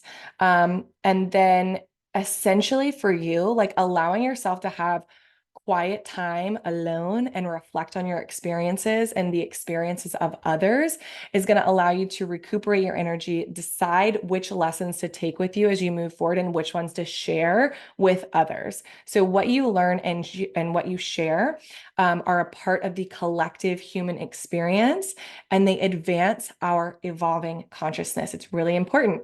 Okay. And the language here is I remember or I don't remember. So you often know like these hidden truths, and you're like a storehouse for wisdom and knowledge and memories, and you don't know how you remember, but you just have this like remembering of something. And it's really, really interesting how this works. So utilizing that language in your content is going to be really powerful. 8 is individual and knowing. So essentially with this one, we've got I contribute or I don't contribute. This is Lorna and Simi.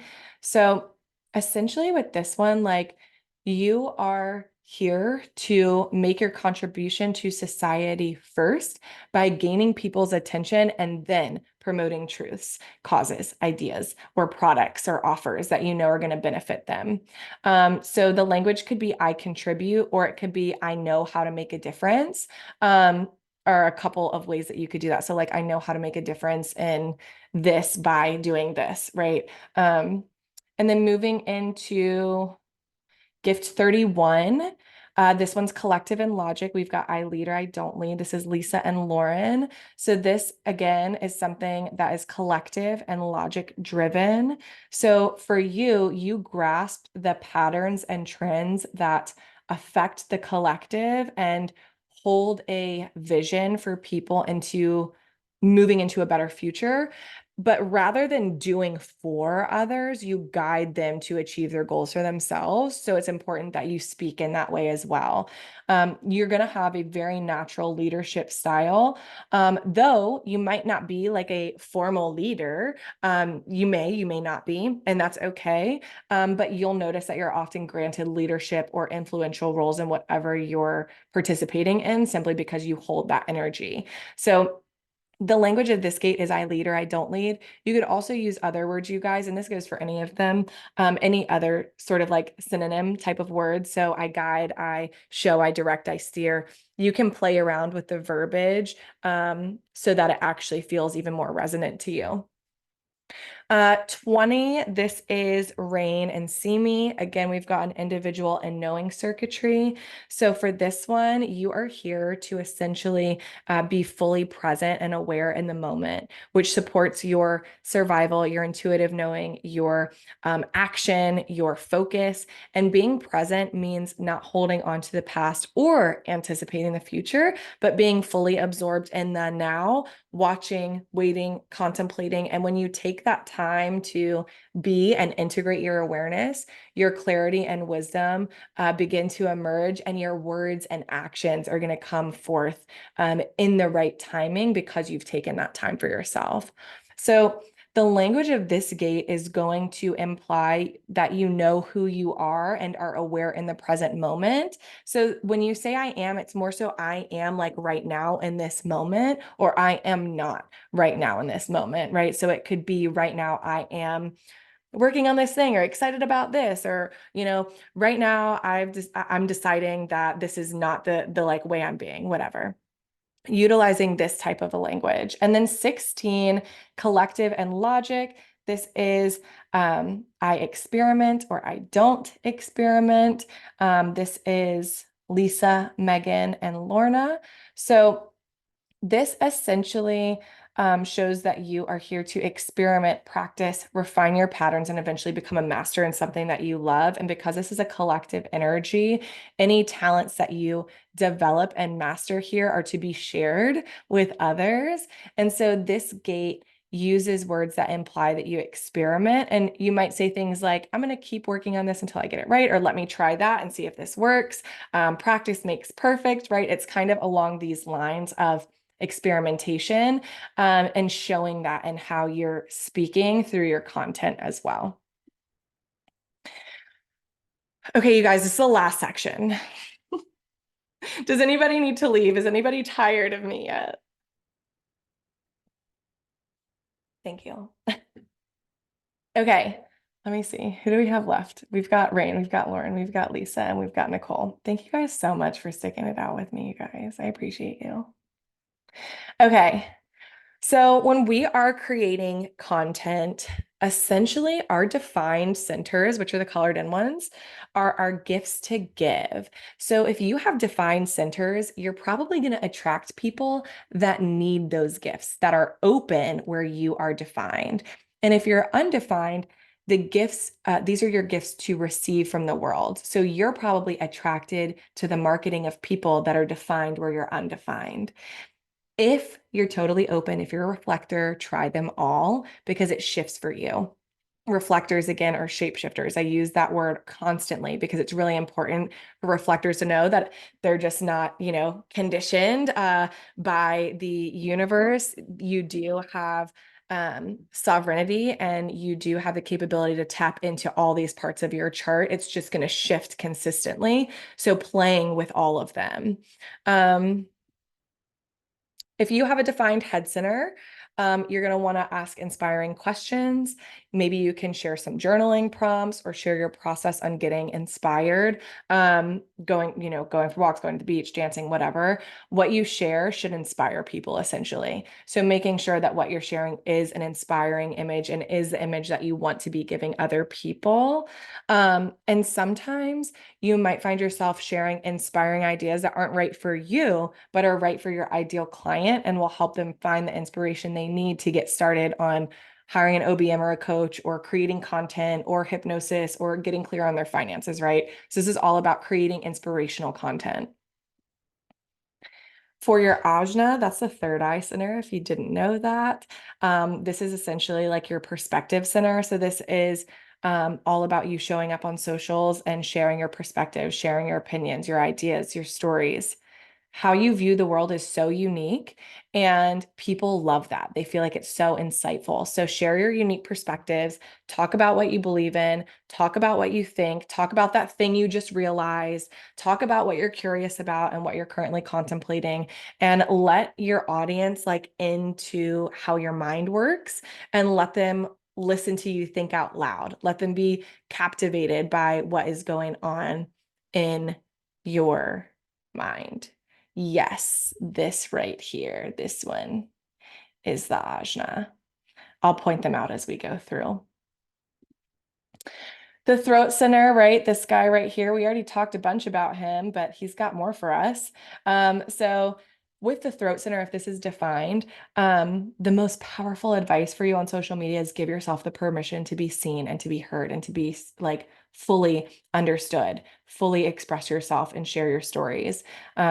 Talk about the confidence you've had to grow to express yourself. Talk about how it feels when you give yourself permission to be heard. Talk about what it felt like to find your voice and to speak up and to step into your authenticity.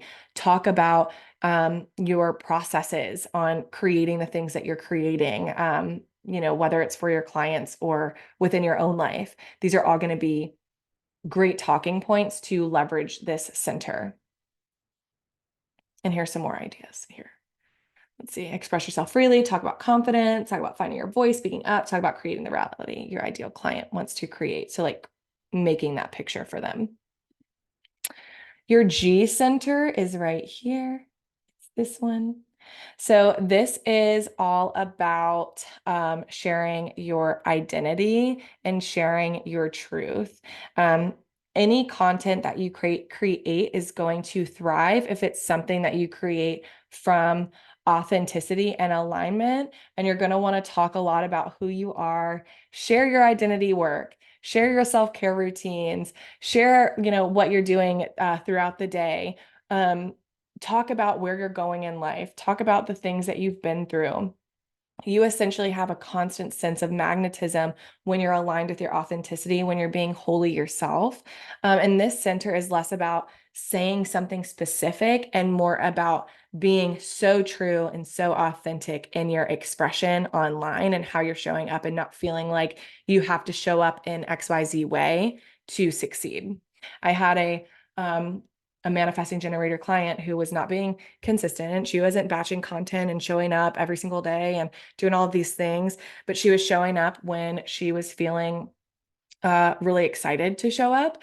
And she gained like, what was it? It was 19,500 followers in like a couple of weeks and only like a few posts. Like it wasn't like she was consistently showing up. She was just being so authentic with who she was being and how she was showing up, and listening to those intuitive pulls and those intuitive hits. Your ego center, that's this little triangle here. On social media, how you can show up, if this is defined, is talking about the things that you desire and you crave and you value. Talk about how it's safe for those prospective clients to go after what it is that they want. Talk about how you found safety and going after what you want, right? Because what you want and what you desire are part of your purpose. Show people that they are worthy. Talk about how people are worthy, even if they don't feel like it, right? We're all inherently worthy.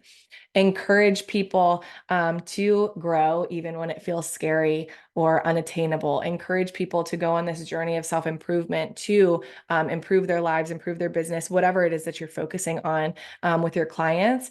And then also remind your audience that they don't need to force things in order to have powerful outcomes. Solar plexus right here. So solar plexus, share the ups and downs of your life. You're on an emotional journey. If you have this defined, you ride the emotional wave. You can share the different influences that you're having. You can share your moments of clarity and what that process looked like for you, and how you move through that emotional energy. Are you dancing it out? Are you screaming it out? Are you singing it out? Are you writing it out? How are you processing these emotions that you're moving through, as it pertains to your clients as well? How can they utilize what you're offering, what you're serving, to help them process their emotions and move into a more emotionally neutral state? When you share these different processes and different views, you're teaching people how to use them, and people love that shit. Like, all of us need to know how to regulate our emotions. So, yes, talking about that, if that space is defined, is huge for you. Sacral, we've got sacral right here. And so if your sacral is defined, you're going to want to show up and share all of your excitement about things. This is one of the most powerful things that you can do. When you share your process for creativity and your excitement, this is like your selling point. When you are lit up and passionate about what you're doing, everyone feels it. Be warm, be inviting, bring the passion into your content, bring the passion into your messaging, into your marketing, into how you're showing up. If you're feeling blah, please don't get online and try to talk on your stories and stuff. Like, allow yourself to relax and let go of that. Then we've got the splenic center, which is right here. So the splenic center, if this is defined for you, how you can use this in social media is talking about your process for dealing with fear, however it pertains to your client, right? So what are the fears that they're having, and how can they move through those things? How can you help them let go of whatever fears are coming up for them? You could share how you handle fear. You could share the fears that have come up for you, just as a connection point as well. Also, allowing people to watch that process, if you feel comfortable, is really, really huge. And talking to people about the difference between fear and intuition, right? Because a lot of people will be like, oh no, like I'm scared to do that, and that's my intuition telling me I shouldn't. But in reality, intuition is very calm, very discerning. It's not really fearful or anxious. And then last but not least, we're making it. We've got the root center. So when it comes to social media, if you've got your root defined here, this very bottom one here, especially when it comes to launching, the root center plays a big role in sales. Essentially, when you have the root center defined, you are the one that is creating pressure and a sense of urgency for people to make decisions, for people to purchase things, for people to get things done and to accomplish things, to hire you. So you want to make sure that you're being intentional about it and creating the urgency behind people, doing the thing that they need to do to get to where they want to go. You don't want to be pressuring people, right? You do want to like put this urgency, but you want people to come to an aligned decision, which is why we kind of went through the buyer types, right? You don't want to rush them, and challenge your audience in your content. Challenge them to make decisions that are aligned for them and stretch them and allow them space to grow. And you can prepare them through teasing offers, like, look at what I'm working on, like all of that stuff. Wow. Didn't know if we were going to make it, you guys. All right, hold on. I'm going to stop sharing this. For those of you that are still here, thank you so much for making it all the way through this. Do you guys have any questions for me that you want to talk about right now? Or are you guys like, I want to get off the fucking call. I'll DM you. It's fine. And I don't care either way.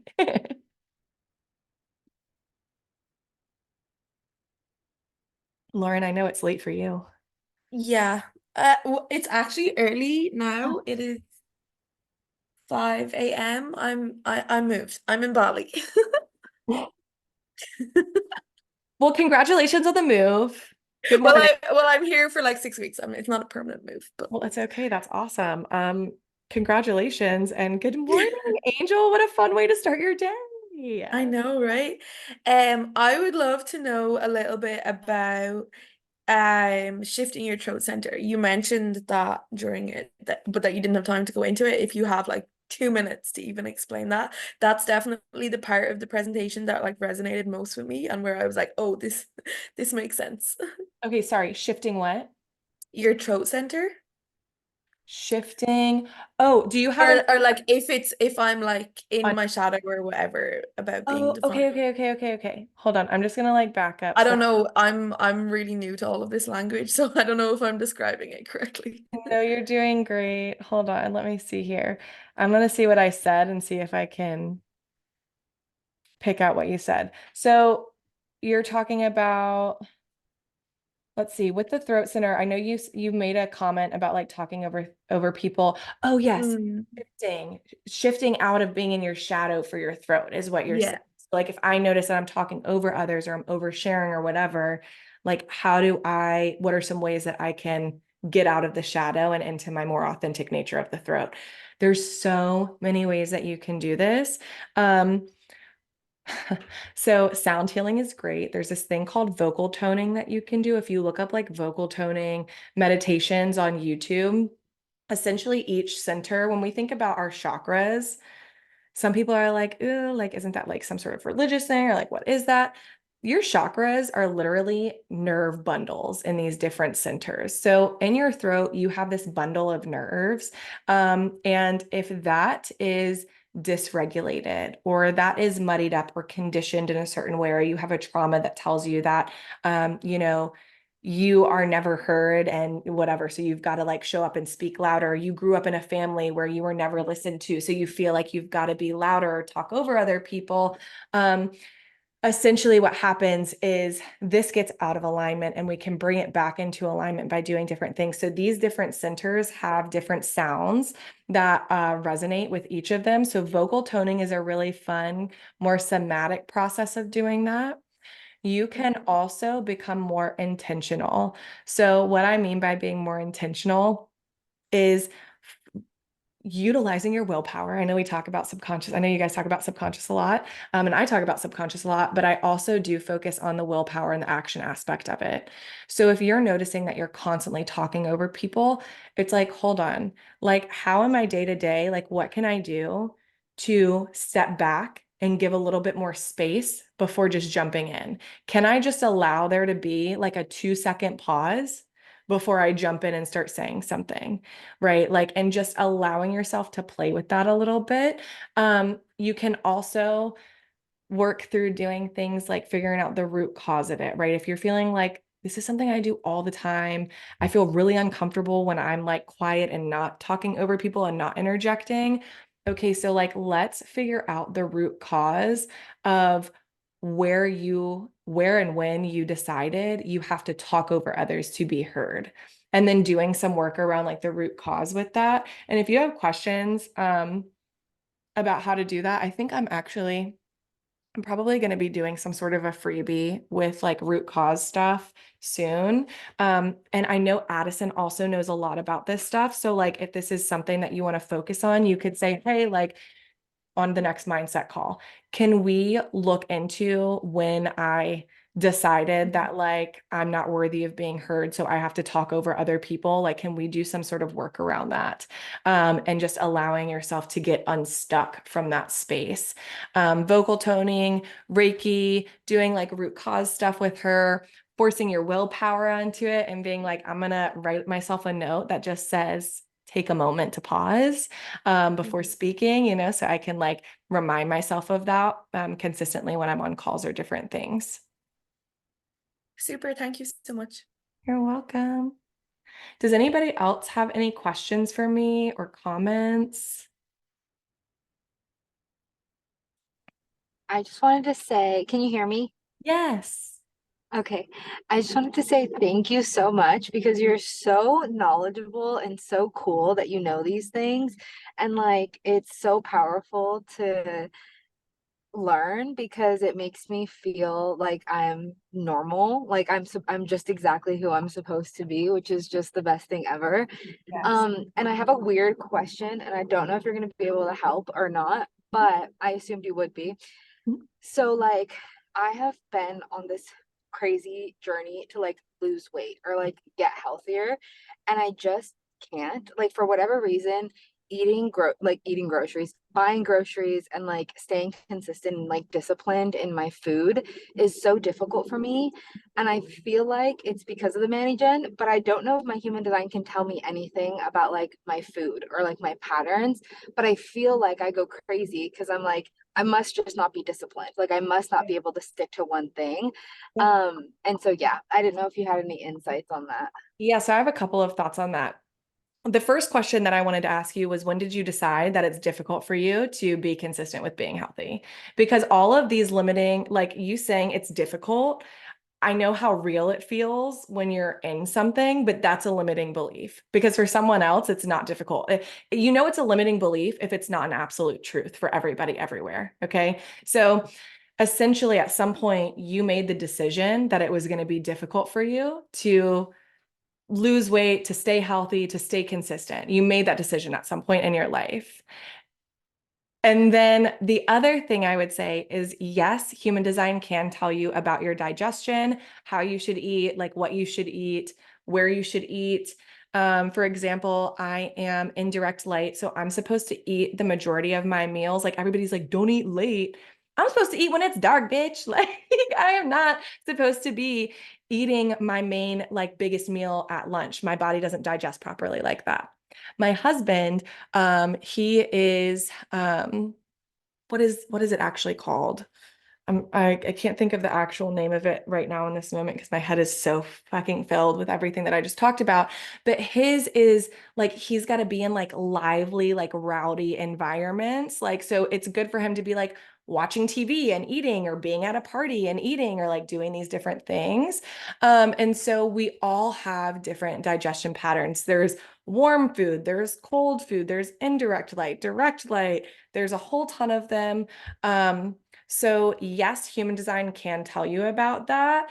And I would love for you to check in on that, and also know that as a manifesting generator, yes, it is normal for you to switch how you're doing things. Like for me, starting Sunday, I'm going to be vegan for 30 days, and I've done vegan for like 60 days before and I loved it, but it's not something that I'm going to continue forever and ever and ever, because like I'm just doing it as a reset, and I'm feeling called to like do that right now and nourish my body in that way. And I'm choosing to listen to it. When you don't is when you start to feel a lack of energy, laggy, all of those different things.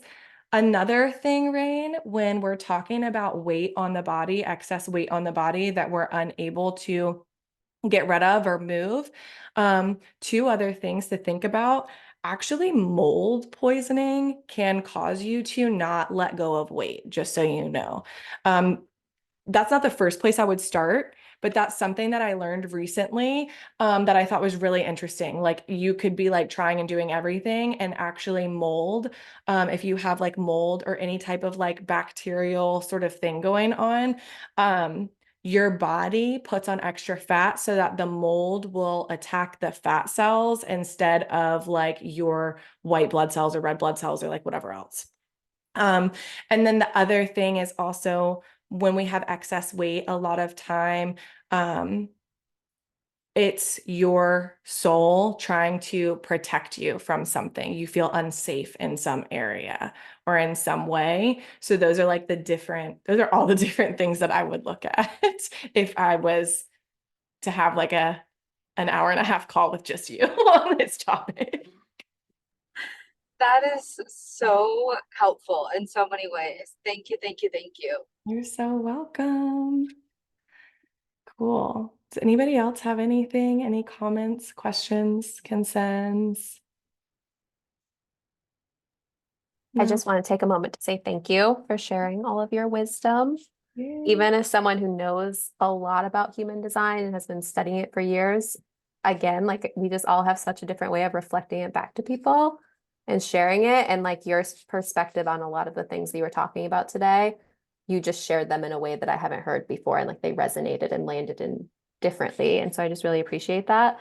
And I kind of just want to stay on and talk to you for like hours about everything. Thank you. I'm so living my design. I'm just over here living my design. I'm blushing because, again, it's one of those things, right? As a manifesting generator or as a generator, if you are constantly focusing on what lights you up and that's what you're talking about, people are going to be drawn to it. People are going to want to talk to you. Yeah, about absolutely. it. Thank you so much. What a beautiful compliment. I take that so fully, especially as someone who like is familiar with human design. Because of course, like people that have never heard of it or don't know anything, it's like so exciting. But people that have been studying it or know about it, it's fun and rewarding for me to hear that my perspectives hit you in like new and different ways. So Yeah, yeah. absolutely. Thank you. Yeah, thank you guys. Thank you so much for staying on with me. Nicole, I hope you're all checked into your hotel and whatever you're doing. I hope you have a blast. Lauren, enjoy early morning in Bali. I'm jealous AF. Rain, be safe driving. You're always driving. Lisa, again, thank you so much. I adore you guys. Rain and Lauren have my Instagram. Will you guys just put it in the group chat so people know how to ask me their questions and everything? Cool. And then Rain, I'm gonna be sending you this recording to put on the portal. Yes, yes, yes, yes. Send it over. Okay. Yeah. Alrighty, you guys.